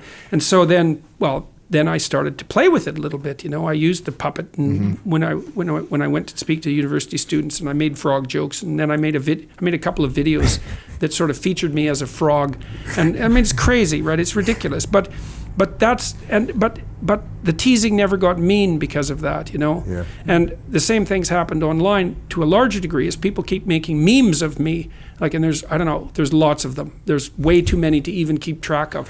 And I was watching that happen, and I thought, okay, this is a good thing because there's humor, and wherever there's humor, that's a good thing. And they're making fun of me, but it's gentle. You know, most of it was pokey, you know, like, well, you sound like this damn puppet. What do you think of that? It's like, well, if I had to pick someone to sound like, it probably wouldn't be a puppet. But if it had to be a puppet, Kermit's not a bad one. It could be a lot worse. Like, it could be Miss Piggy. That could have been that, you know, so thank God that didn't happen. But the memes have never got vicious because, you know, I'll post them if they're funny and satirical, and then they won't get vicious because they don't have to. It's like, can we poke fun at you? It's like, yeah, please do. And the more the better, really, because that'll also help keep my feet on the ground and keep me awake. And plus, it's funny. And like, one of the things about life is that a sense of humor, that's a good thing to arm yourself with, because sometimes you just don't have anything other than that. Like my daughter, when she recounts the horrors of her adolescence, she had to have her hip and her ankle replaced because they both deteriorated beyond repair, beyond the possibility of repair, and she was like in agony literally for years. It was just awful. She can tell that story in a way that will just make you die of laughter. And it's like, well, thank God for that, because what else do you have in a situation like that, man? And sometimes it's so dark that your sense of humor is just about gone, and then you're in real trouble. But lots of times, that's what you've got against the slings and arrows of outrageous fortune. It's like, and you see this with people especially people who've been through really hard times and that are witty. Like, things will be bleak, and they'll crack a joke, and you think, well, thank God, man, you can pop up above that and see above it a bit, and like, you know, tap it with a bit of irony, and thank God for that. So when the comedians start to get silenced, there's real trouble, and that's been happening to some degree in Canada. And, you know, comedians are increasingly not willing to go speak on university campuses, and that's, when the comedians can't talk, that's a really bad sign, because that's the triumph of the human spirit over adversity, right? That's why guys in these horrible jobs are often so unbelievably funny. It's like, well, what else do they have? You know, and actually that's a lot to be funny like that. That can move you through a lot of dismal. So, you know, I'm paying attention to time, because I know, in case someone can't tell, that we're by an airport right now. But to kind of bring this a little bit too close. First of all, we didn't cover anything that I wanted to cover today, so we should all know that. So you're coming back again. I often do that with my talks. It's like, oh, that's not the talk I planned. Well, yeah, your first biblical talk, you covered the first line of Genesis, right? You made it one line deep in 2.5 hours. I know. Well done. Yeah. I thought, oh, yeah. But one of the things, and I think it's a good note to end on, at least a little bit, to touch on, because you're kind of talking about it right now, is, you know, the last rule is to pet a cat when you encounter one on the street. Yeah.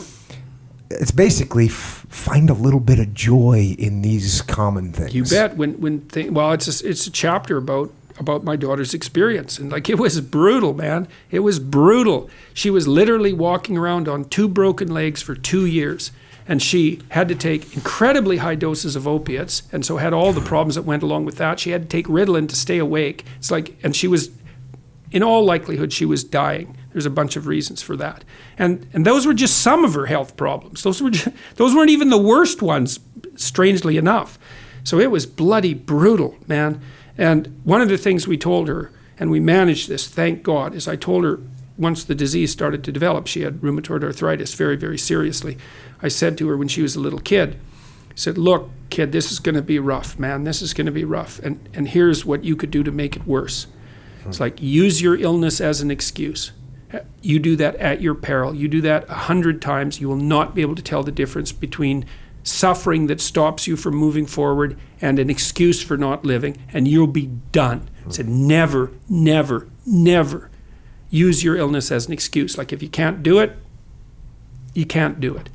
You know, we had a good experience with that. It's written in the book when we bought her a scooter because she couldn't use public transportation, and we were all freaked out about that because, like, well, she has damaged bones and, you know, a broken hip and all of this. It's like, you're going to buy that kid a scooter? Really? It's like, well, what are you going to do? Keep her in her bedroom? You want to think that's a good idea? Tell her she can't go out in the world? It's like, have the damn scooter. So after a while, she had to get a license for it. There's a licensing procedure, and to do that, she actually had to ride a motorbike. And so she trained to ride the motorbike, like, not very long after she had her hip replaced. I think it was 6 weeks, something like that. So, of course, we're all freaked out about that, too, because it's like, oh, man, she has to ride a motorbike and she has this hip. And it's like, what are we going to do? And she went and she did the motorcycle, that first one. But she dropped the bike a couple of times, and some kid wiped out and rolled like 30 feet, and that kind of freaked her out, unsurprisingly. So the second day, she went with her mom to do the motorcycle training. She also got trained to ride a motorcycle. And the second day, she woke up and she said, I don't think I can do this. And we thought, well, you know, that's understandable. It's like, I can understand that. And we talked through it. And we said, look, here's what to do, man. It's like, yeah, you can't do it. We understand why you're afraid of it. You can't hold the bike up that well. But why don't you just go? Like, go in the car with your mom and see how you feel when you get there. Because you'll get close and you get right up to it. Maybe you can say no and you have to sit in the car and, like, that's life and we get it. But maybe you don't have to. And she went there. So she thought that was okay. And she went there and she picked up the damn motorbike and got her license. And everybody cheered at the end. And then she could drive her goddamn scooter around, and thank God for that. Because, you know, she used to go out there and she'd put on her helmet and she'd go on her scooter and she was like ready to go out in the world. And so that's the difference between making your kids safe and making them strong. And it was touch and bloody go, you know, because it could have easily been that she would have been in a little accident with her motorcycle and broken her leg, and then we would have thought, oh, what kind of horrible parents are we? She's already got problems, and we put her on a damn scooter in the middle of the city. It's like, well, You going to be competent or you going to be safe? It's like there's nothing safer than competence.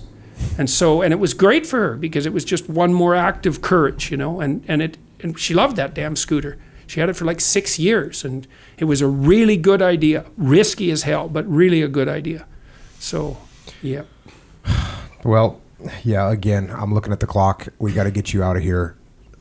First of all, 12 Rules for Life, an antidote to chaos. That's out right now.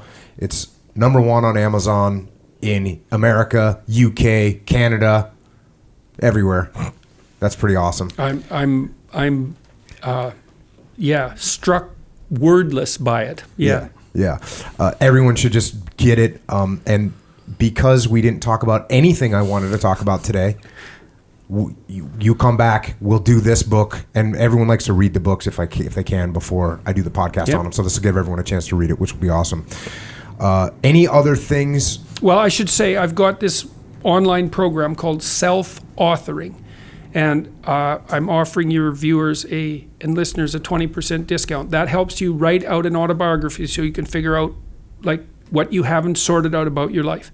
It helps you write an analysis of your virtues and faults so you can rectify the faults and capitalize on the virtues, and helps you make a plan for the future. And I would say to your listeners, don't be afraid to do it badly, because a bad plan, a bad account for yourself and a bad plan is way better than no account for yourself and no plan. It's way better. So do it badly. It'll help orient you in your life. And we have a preponderance of scientific data showing, for example, that people who've done the future authoring portion of this, that's the plan, are like 30% more likely to stay in university. It has an overwhelming effect. And it works best on people who are doing worst, which is really quite cool. So there's that. I have a personality test at understandmyself.com, and you can go there and get an analysis of 10 aspects of your personality. It's kind of a harsh test.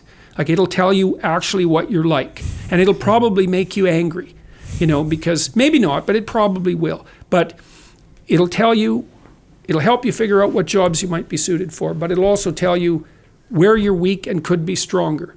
And so that's bitter medicine, but it's better to know. It's better to know, because then you can do something about it. So I would say those are 2 useful things, and I'd encourage people to. They're inexpensive. Give them a try. They're helpful. And on top of that, you've got your podcast. Yep. You've got your YouTube channel, which has hundreds of hours worth of lectures, and is fantastic. JordanPeterson.com as well. And, well, I just wanted to thank you for coming on the podcast again. But more important, I want to thank you for continuing to do what you do.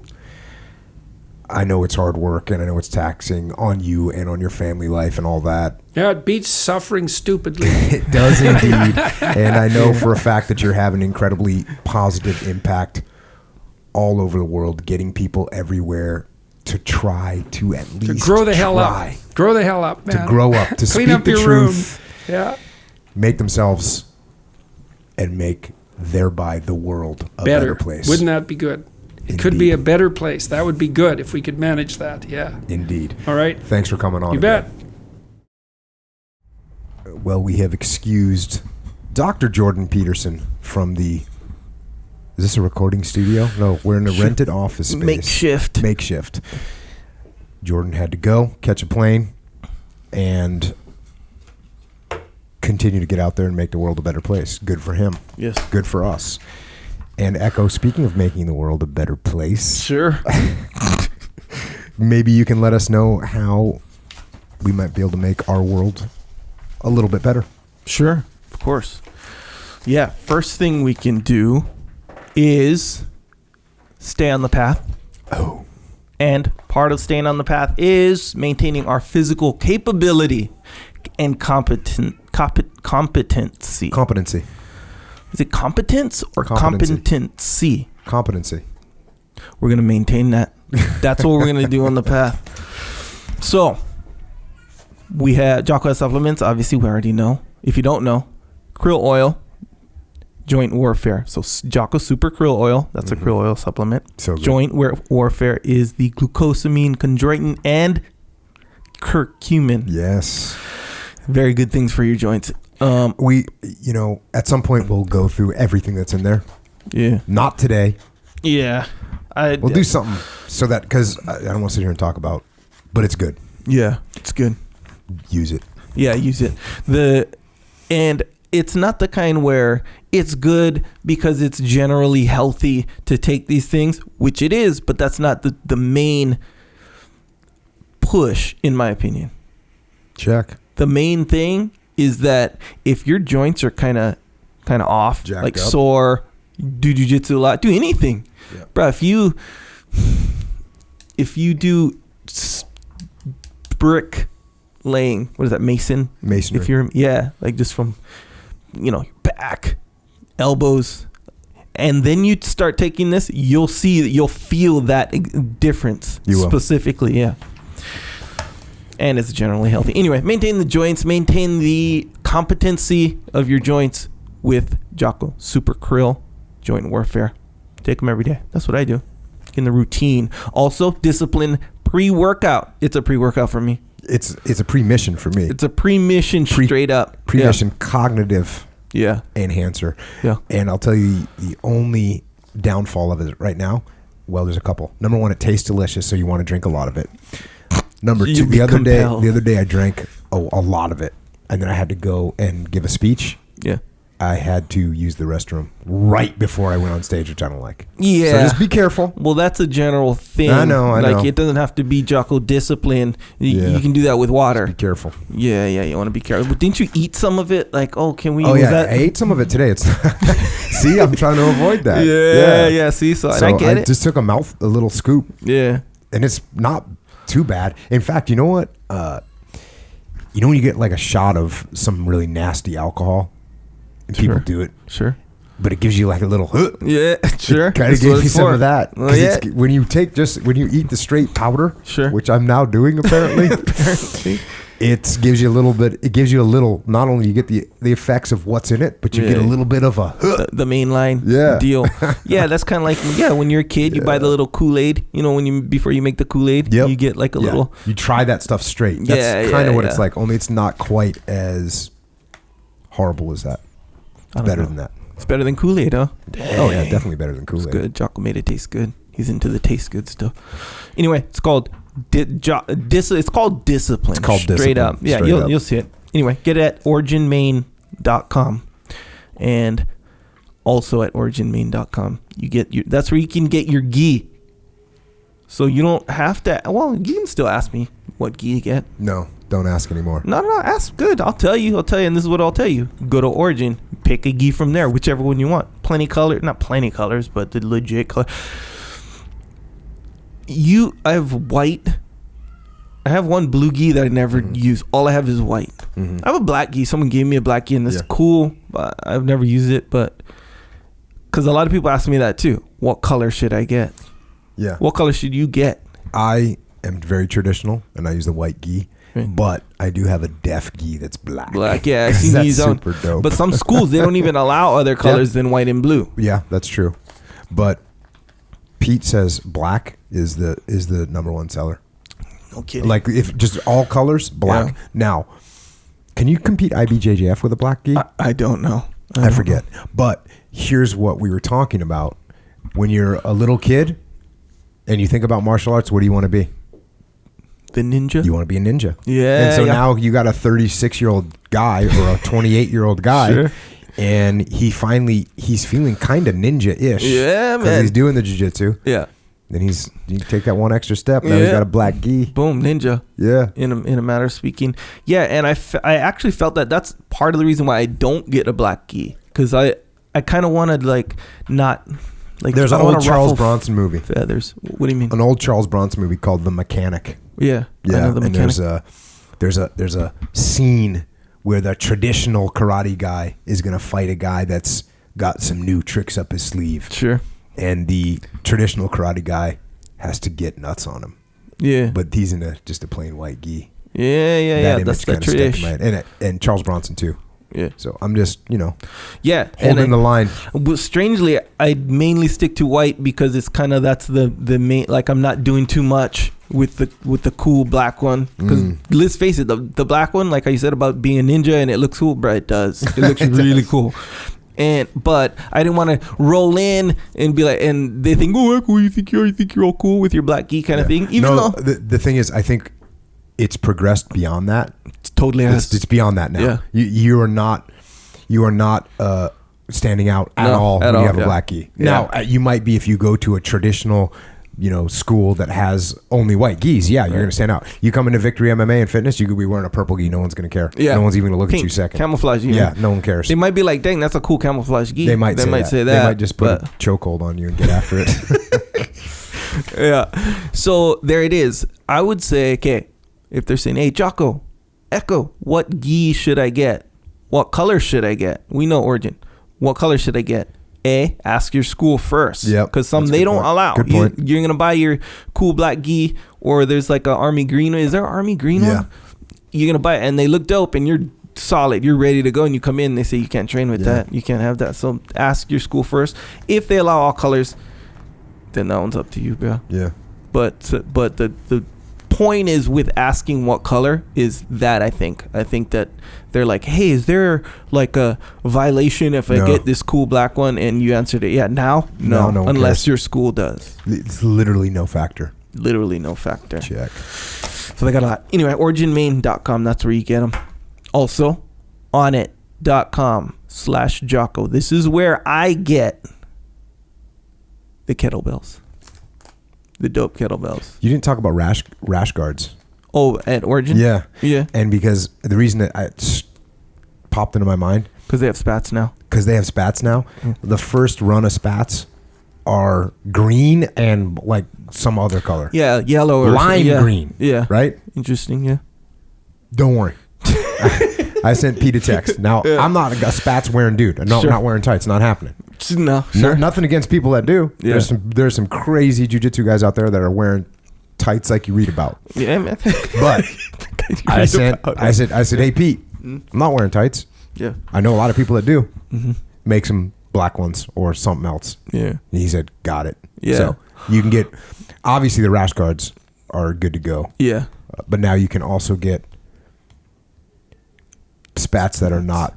So we're sticking with spats. We're sticking with spats. Well, we figured out the root of spats, right? They were dope. Yeah. Yeah. It's a good thing. Yeah. It's not, I thought it would root back to, some ballerina. Some ballerina thing. No. Yeah. It's war. Yeah. It's what you wore on your legs when you were a cavalryman. Yep. Yeah. So we can say spats. It's been approved. Yeah. In football, it's the same thing. Yeah. It's you tape your shoe and your. So we're good. Ankle. Yeah. Fully. Interesting color choice. Yeah. The first one. Here's the thing though. Yeah. About the spats. Yeah. Some colors you don't see like if I was like, hey, I'm gonna wear this lime green and yellow thing, whatever shirt, spats, whatever, and you'd be like lime green, yellow, that just doesn't even sound good. I'm looking at these two colors, I don't think that's gonna look good. But then you put it on a shirt or spats or something, and then you put it on, you're like, oh dang, that kind of works for some reason. I'm not saying lime green and yellow does that. I'm just saying certain color combinations. So here's are like the interesting thing. Pete's my bro. Right? Sure. Of course. Pete, yeah, mine literally, too. The first time I had a Skype conversation with Pete, my wife was like, it sounded like you were talking to yourself, right? Yeah. Because that was a 4-hour conversation, by the way. Dang, bro. Now, with that being said, I wouldn't have made spats that looked like the first spats that he had come out with in a million years. Now, here's the funny thing. I can't even say, hey, Pete, don't, no one's going to like those. You know why? Because my sense of fashion is so off. My sense of fashion is non-existent. Well, it's literally non-existent. It would be non-existent if you even had one. Yeah, okay, that's right. Well, no, it's non-existent. Yeah, if you had one, it would be. Get it? It's like double non-existent. Okay, yeah, well, so that's why I can't even say, hey, Pete. I can't make a blanket statement like, Pete, people won't like those. Yeah. I can't even say that because I have no idea. Yeah, it's true. So I just said, what I do know is people would definitely like some black ones. Right. Yeah, that's pretty safe to say. So, yeah. Yeah, That's that. I don't mind the green ones, by the way. But Well, there you go. Nonetheless, You even we've had this stuff. We've had issues like this. Yes. Where you make things that I just don't. Yeah, they're, unapproved. they're unapproved. Yeah. Unapproved across the board. Yeah, but I just know you just kind of just don't know. And Yeah, that's cool. and I say, okay, I don't know. I got to stay humble over here. Yeah. I can't claim to have any footing to stand on at all when it comes to fashion of any kind. Yeah. Other than haircuts, I'm pretty good with those. You know what? Yeah. Shave your head. I agree. Next question. Next question. So yeah, again, originming.com. There's a lot of cool stuff on there. There's hoodies and stuff too, by the way. Yeah. And this is a not biased. What do you call it? Subjective. When I was wearing the full Origin sweatsuit at home,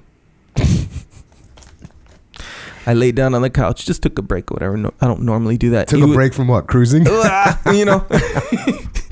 Doing whatever it is I was doing. Took a break, laid down on the couch, full sweatsuit on Origin. It was the most comfortable moment I had in recent memory. And just so everyone knows, if you're talking about Echo's comfort levels, they're already exceedingly very high. It's They're saying very a high. lot. That's saying a lot. I know the comfort. I know about it. I'm very familiar with it. And yeah, it was. I'm not saying a lot. So yeah, there it is. Okay, back to Onnit. The kettlebells that I get, whole set. Almost the whole set. Primal bells, zombie bells, legend bells. They're the kettlebells. That's where you get them. Onnit.com/Jocko. Also, they got some cool maces on there. Jocko has the mace, right? I do. Yeah, I do. Yeah. 20 pounder. You think 20 pounds is not heavy? Yeah. It's heavy. Yeah. It's really heavy. That's one of those things, and we kind of talked about it before, where weight like this many pounds or kilos, whatever. It's not all created equal. Like if it's shaped in a certain form, or formless or whatever, it's way different. Yeah. Like my daughter, I forget how much she even weighs now, like 53 pounds or something like that. 53 pounds is nothing as far as lifting goes. Yeah, for sure. Lift it. Yeah, try to lift her when she don't want to be lifted. Bro, She got base. She has a good base. Feels like 150 pounds. Nonetheless, the point there is with these maces, and there's other cool stuff on there if you want to vary up your workout, make it interesting. Unlike Jocko's workout, make yours interesting. If you want to do that, you don't have to. There's some really good stuff on there. Check them out. And if you want something, get something. Also, when you get Jordan Peterson's 12 rules, just call it 12 rules. 12 rules. 12 rules for life, an antidote to chaos. Jordan B. Peterson. It's 12 rules for life is like, it seems like a big claim, Yeah. but they're pretty solid. They're pretty solid. Yeah. Follow real them. solid. Nonetheless, that is a good one. When you get that one and any of the other books, don't worry. I organized them all for you. Go to JockoPodcast.com. Somebody said the other day on the internet, said to me, "Oh, you should have a book club." We got a book club. Go to JockoPodcast.com and click on books. All the books are there. That's the club right there. Yeah. Don't have to ask me about the book club. The books are there. All right. Yeah. We got it organized for you by episode, by the way. Little brief description. Click on there. Boom. Get your book from there. It's a good way to support. Takes to Amazon. You can get your book. If you are doing other shopping, hey, carry on. Just do your thing. No one's going to stop you from that, of course. And that supports the podcast. Good way to support. Small action, big reaction. Also, subscribe to the podcast if you haven't already. That one seems obvious, I know, but it's a good way to support. Just a little good way to support. Just and subscribe. read a review, a funny review. Yeah. I'm go like once a week now. I go and read all the new reviews. Looking for gems. Yeah. There's some gems in there. You guys are Straight funny. up gems. Yeah, if you feel like it. So subscribe, write a review if you want. Subscribe to YouTube. We have a YouTube channel. If you didn't know that already. That's where the video version of this podcast resides. You like that? Resides. Good job. Also, excerpts on there if you don't want to listen or watch, should I say, the whole episode or episodes. Got some excerpts on there. You can just watch little, little excerpts, little tidbits of the podcast, little ideas, little lessons, tips of advice in shorter form. when you take a break at work or whatever. Check. Not that you should be watching YouTube at work, but if you are, you watch this, boom, get back to work, more effective, probably. Also some other stuff on there. We're going to try to slowly add more and more, what should I say, content. Not just for the sake of adding content, by the way. Because I make videos from time to time. Mm-hmm. Very spaced out all the time. We're trying to get them done. Nonetheless, we're going to put more. There's going to be more and more on there. It's a new year, right? It's February now. Talk is cheap, bro. Anyway, moving on. Also, Jocko has a store. It's called JockoStore. JockoStore.com. This is the website, online store where you can get Discipline Equals Freedom shirts, rash guards, the Victory MMA and Fitness shirt that Jocko always wears. Like Einstein, by the way. I think Einstein wore the same thing every day, too. Mm-hmm. Is that why you do it? No, I do it because it's simple, not because Einstein does it. Actually, they say that this is you and Einstein wear the same thing every day for the same reason. Yeah, because is what they say. Less decision making. Yeah, because your decision making, resources. Yeah, I don't really believe all that. I just believe, hey, I don't feel like sitting around thinking about what I'm going to wear in the morning. Just grab I have a shirt drawer. Guess what's in it? Shirts. Pull one out, put it on. Right. You have bigger things to make decisions about and think about. That's exactly what I'm saying. That's what I read too. So you guys, you and Einstein are like, I don't want to say obsessed. You're just real into more important things. So what you wear, that shouldn't take up too many of your decision-making resources. The thing about JockoStore, I don't know if you've ever made this clear. Well, maybe you have, but if you want to support the podcast, that's a good way to support the podcast. For a while, people wanted us to do a thing where you donate money. Yeah. And I said, no. Yeah. If people want to support, we're not going to ask for money and give them nothing.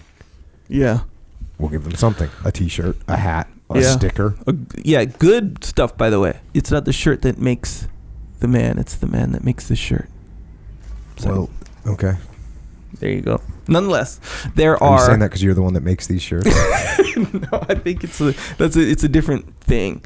I think I saw it on the movie. What was it? The one with Sean Connery and Catherine Zeta-Jones. Continue. Remember that one? No. Remember? They had to steal something? Continue. Right, you know what movie I'm talking about. Anyway, there's some hoodies on there, some hats on there. We're restocking. Actually, I'm doing a thing because the people email because, there's stuff out of stock. And, guess what? Never again? I'm hesitant to say never, but never again. Okay. So everything is in stock right now? Not necessarily. Okay. Come back when you're ready. Okay. In the meantime, just keep being your lame self. The system that I'm working on is all very close to being complete. Okay. So they'll be available. And some new stuff's going to be on there. Also, rash guards on there. For jiu-jitsu. Mm-hmm. Or for anything physical. You're doing physical. You want to keep your range of motion. Whatever. Anyway, you know what rash guards are. They're pretty dope. Also, women's stuff on there. And I am not saying, I say this a lot, I'm going to say it again. I'm not saying buy something. I'm saying go on there.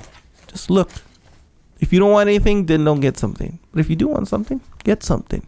It's a good way to support. Also. That's really deep. I'm trying to keep it deep. If you want something, get something. If you don't want something, don't. Yeah. All right, cool. We'll abide by that. Is that kind of like, how like when people say, it is what it is?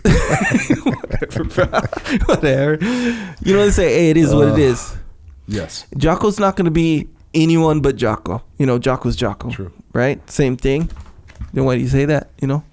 I say that for the same reason. Also, psychological warfare. If you don't know what that is, it's an album with tracks, Jocko tracks, not Jocko playing the ukulele or the violin, or what else do you play? No, drums. I don't play the violin. I can't really play the drums too well either. Yeah. But you play stuff. Nonetheless, it's none of that. It's Jocko giving you, so each track is Jocko's, how should I say, tips. Not really tips. They're kind of tips on how to eliminate the weakness that you're feeling at any given moment on your path, on your campaign, on the campaign against weakness. That's what it is. So if you're about to skip your workout because A, you don't feel like it, B, you don't think you have time or something like this. Or usually it's because you don't feel like it. Because you worked out yesterday. You're kind of sore. Like you were going to do squats today, but you did a bunch of burpees yesterday. So your lower back and your quads, they're kind of sore. So you're like, maybe I'll just do it tomorrow. No. So all you got to do, so you put in psychological warfare. Listen to, there's a track for that. And he'll just explain, just in his own little Jocko way, explain why you shouldn't do that. Why you should just do the workout. And after you listen to it, you'll be like, dang, that makes sense. And guess what? Boom. All of a sudden, you're doing the workout. You didn't skip it. That's what you do. If you like that, you can also get Discipline Equals Freedom Field Manual on iTunes, Amazon Music, Google Play, other MP3 platforms. It's not on Audible. It's available as an album. Actually, 2 albums. Also, you can get Jocko White Tea, which, as everybody now knows, will increase your deadlift to a minimum of 8,000 pounds. Been proven over and over again. Everyone knows it now. It's really not impressive anymore since so many people are hitting that 8,000 pound max. Books, Jordan B. Peterson, Maps of Meaning is his first book. It's old, it's big, it's expensive. I have it. It's a great read. Also, 12 Rules for Life, An Antidote to Chaos. Way the Warrior Kid. So, Way the Warrior Kid, kid's book, teaching kids to how to get on the path. Now, there's a new book coming out, a new Warrior Kid book. It is available now on Amazon. It's called Way the Warrior Kid, Mark's Mission. It's a follow-up. The first book was 5th grade. The second book, 6th grade. Mark's getting a little older. Guess what? He's still got some problems to solve, and he's going to solve them. So you can order that. Also, as I already mentioned, Discipline Equals Freedom Field Manual. That is available if you want to get bigger, stronger, faster, smarter, more disciplined, better. Get that book. And then implement it. Because you can get the book and sit around and play video games. It's not going to make you any of those things. Sure. You have to actually get it. You have to read it. You have to implement it. So that works. Oh, also with the Warrior Kids, don't forget you can get some Warrior Kids soap, basically. I got some. Did you get some? Yeah. It's good to go. IrishOaksRanch.com. Young Aiden, who's a Warrior Kid, making his own soap, business owner, age 12. Check that out. Extreme Ownership, book by myself and my brother Leif Babin. It's about combat leadership. It's about how to lead. That's what it's about. And people think that's a simple thing. It's not. You even heard Jordan B. Peterson say today, leadership is very complicated. He's right.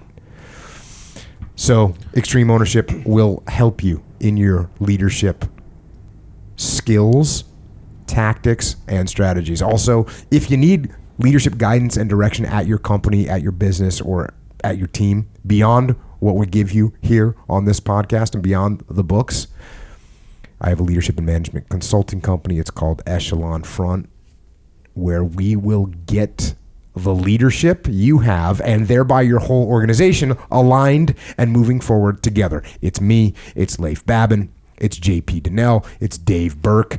You can email info@echelonfront.com, or you can go to the website, echelonfront.com. Also, there is The Muster. This is a leadership seminar that hits you like an atom bomb. So, sure. The Muster, everyone that's been to it, there's nothing else like it. The people that work at the hotels we've done it at have said there's nothing else like it. So, it's awesome. If you want to come to it, we're only doing 2 musters this year. We don't have time to do more. We're doing one in Washington, D.C., May 17th and 18th. That's for the East Coast people. May 17th and 18th, Washington, D.C. And then we're going to do San Francisco, October 17th and 18th. That's for your West Coast people. Those are the only 2 musters that we're doing this year. We're not doing Vancouver. We're not doing Atlanta. We're not doing Memphis. We're not doing Tampa. Those are all great cities, but we're not going to do a muster there. We've had 4 musters already. San Diego, New York City, San Diego again, and Austin, Texas. All the musters that we've done have sold out. These 2 that we're doing this year are going to sell out as well. So if you want to come, register at extremeownership.com. We will see you there. And until then, if you want to get on the path with us, you can find us. We'll be cruising on the interwebs, on Twitter, on Instagram, and on that Facebook. Boha. Jordan Peterson is at Jordan B. Peterson. He's also got the YouTube channel, Jordan Peterson. He's got jordanpeterson.com. Echo is at Echo Charles, and I am at Jocko Willink. And finally, thanks to all of you. I know a lot of men and women in uniform listen to this podcast. I hear from you all the time. Well, we would not have this podcast if it wasn't for you overseas holding the line and keeping evil at bay. And to the people in uniform here at home, police, law enforcement, firefighters, paramedics, and the rest of you first responders, thank you for keeping us safe inside our borders. And to everyone else out there moving through life, and that's good. That's fine, but I recommend you don't just move through life. I recommend you move down the path. Get stronger and faster and smarter and better every day. Aim to be the best. And as Jordan Peterson writes so eloquently in his book, always place your becoming above your current being. In other words, get up and get after it. Until next time, this is Echo and Jocko. Out.